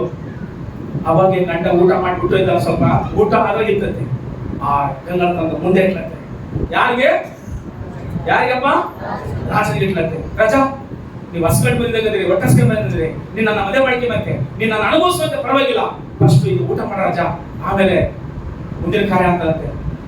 ಮೂರ್ಕಳೆ, ನಿನ್ ಗಂಡ ಊಟ ಮಾಡಿಬಿಟ್ಟಿರೋದು ಎಂಜಲಿಟ್ಟಿಗೆ ನನಗೆ ಜ್ಞಾನ ಇದ್ದಿಲ್ಲ, ನಾನು ಯಾರು ಗೊತ್ತಾ, ನಾನು ರಾಜ ಅಂತ ಗೊತ್ತಿರಲಿ ಅಂತಂತೆ. ನೀನು ರಾಜ ಆಗಿದ್ದೀವಿ, ನೀನು ಯಾರ ಕಾಸೆ ಇದ್ದೀವಿ ರಾಜ ಅಂತ ಹೇಳಿದಂತೆ. ರಾಜ ಮಾತಾಡೋದಾಗ ಎದ್ದು ಪ್ರಾರಂಭ ಚಗಳ ತಗೊಂಡು ಅರ್ಥ ಮಾಡ್ಕೊಳ್ರಿ. ನೀವು ಆತ್ಮದಲ್ಲಿ ಪ್ರೀತಿ ಮಾಡಲಾದ ಹೋದ್ರೆ, ಶಾರೀರಿಕವಾಗಿ ಪ್ರೀತಿಸಿದ್ರೆ ಎಂಜಿಲ್ಗೆ ಆಸೆ ಹೊರತು ಒಂದು ದಿವಸ ನಾವು ರಾಜ ಆಗಿದ್ದು ಆಗಲಿ, ಮಂತ್ರಿ ಆಗಿದ್ದಾಗ ಯಾರನ್ನಾಗಿರ್ಲಿ, ಪುರುಷನೇ, ಸ್ತ್ರೀಯೇ, ಆತ್ಮದಲ್ಲಿ ಪ್ರೀತಿ ಇರಬೇಕು. ಚಿಕ್ಕರಿಗೆ ಹೆಜ್ಜೆ ಮಕ್ಕಳಿಗೆ ಶರೀರದ ಪ್ರೀತಿ ಎಲ್ಲ ಬಂದದ್ದು ಬೈಬಲ್ ಅಲ್ಲಿ. ಅಬ್ರಾಮ ಸಾರಳಿಗೆ ಶರೀರದ ಪ್ರೀತಿ ಎಲ್ಲ ಬಂದದ್ದು. ಅನ್ನ ಎಲ್ಕಾನನು ಶರೀರದ ಪ್ರೀತಿ ಅಲ್ಲ, ಅವ್ರ ಆತ್ಮದಲ್ಲಿ ಪ್ರೀತಿಸಿದ್ರೆ ಒಬ್ಬರು ಇನ್ನೊಬ್ಬ ಹೆಂಡತಿ ಬಲಹೀನ ಕೆಲಸ ಸಾರಿ ಕೆಲಸ ಮಾಡಕ್ಕಾಗಲ್ಲ, ಪರವಾಗಿಲ್ಲ, ದೇವ್ರು ಕೊಟ್ಟಿರೋಣ. ನಿನ್ ಗಂಡ ಮೈಗಳ ಕುಡುಕನ, ಪರವಾಗಿಲ್ಲ, ದೇವ್ರು ಕೊಡಿಸಿಲ್ಲ, ಸರಿ ಮಾಡ್ತಾರೆ ಅಷ್ಟೇ. ಹೋಗ್ತಾರೆ ಪ್ರಾರ್ಥನೆ ಮಾಡ್ತಾರೆ, ದೇವ್ರು ಕೊಡಿಸಿದ. ಕೆಲವು ಸಾರಿ ತಪ್ಪುಗಳತ್ತವ, ಕೆಲವು ಸಾರಿ ಪ್ರಾಬ್ಲಮ್ ಬರ್ತಾವ, ಪರವಾಗಿಲ್ಲ, ದೇವ್ರು ಕೂಡಿಸ ಎದುರ್ಕೊಳ್ತಾ ಒಂದ್ ದಿವಸ ನಾನು ನೀನು ಹೋಗಿ ದೇವ್ರ ಮುಂದೆ ನಿಂತ್ಕೊಳ್ಳೋದಷ್ಟೇ. ಮನುಷ್ಯರ ಮುಂದೆ ನಿಂತ್ಕೊಳಕಲ್ಲ, ರಾಜಕೀಯ ಮುಂದೆ ನಿಂತ್ಕೊಳಕ, ನ್ಯಾಯ ಮಾಡೋ ಮುಂದೆ ನಿಂತ್ಕೊಳಕಲ್ಲ. ಹೋಗಿ ಒಂದ್ ದಿವಸ ನಾವು ಒಂದ್ ದಿವಸ ದೇವ್ರು ನೀನ್ ಮಾಡಿದ್ದು ನಿನಗಿರ್ತದ, ನೀನ್ ಮಾಡಿದ್ದು ನಿನಗಿರ್ತದ, ಇಬ್ಬರಿಗೂ ದೇವ್ರು ತೀರ್ಮಾನ ಮಾಡ್ತಾರೆ.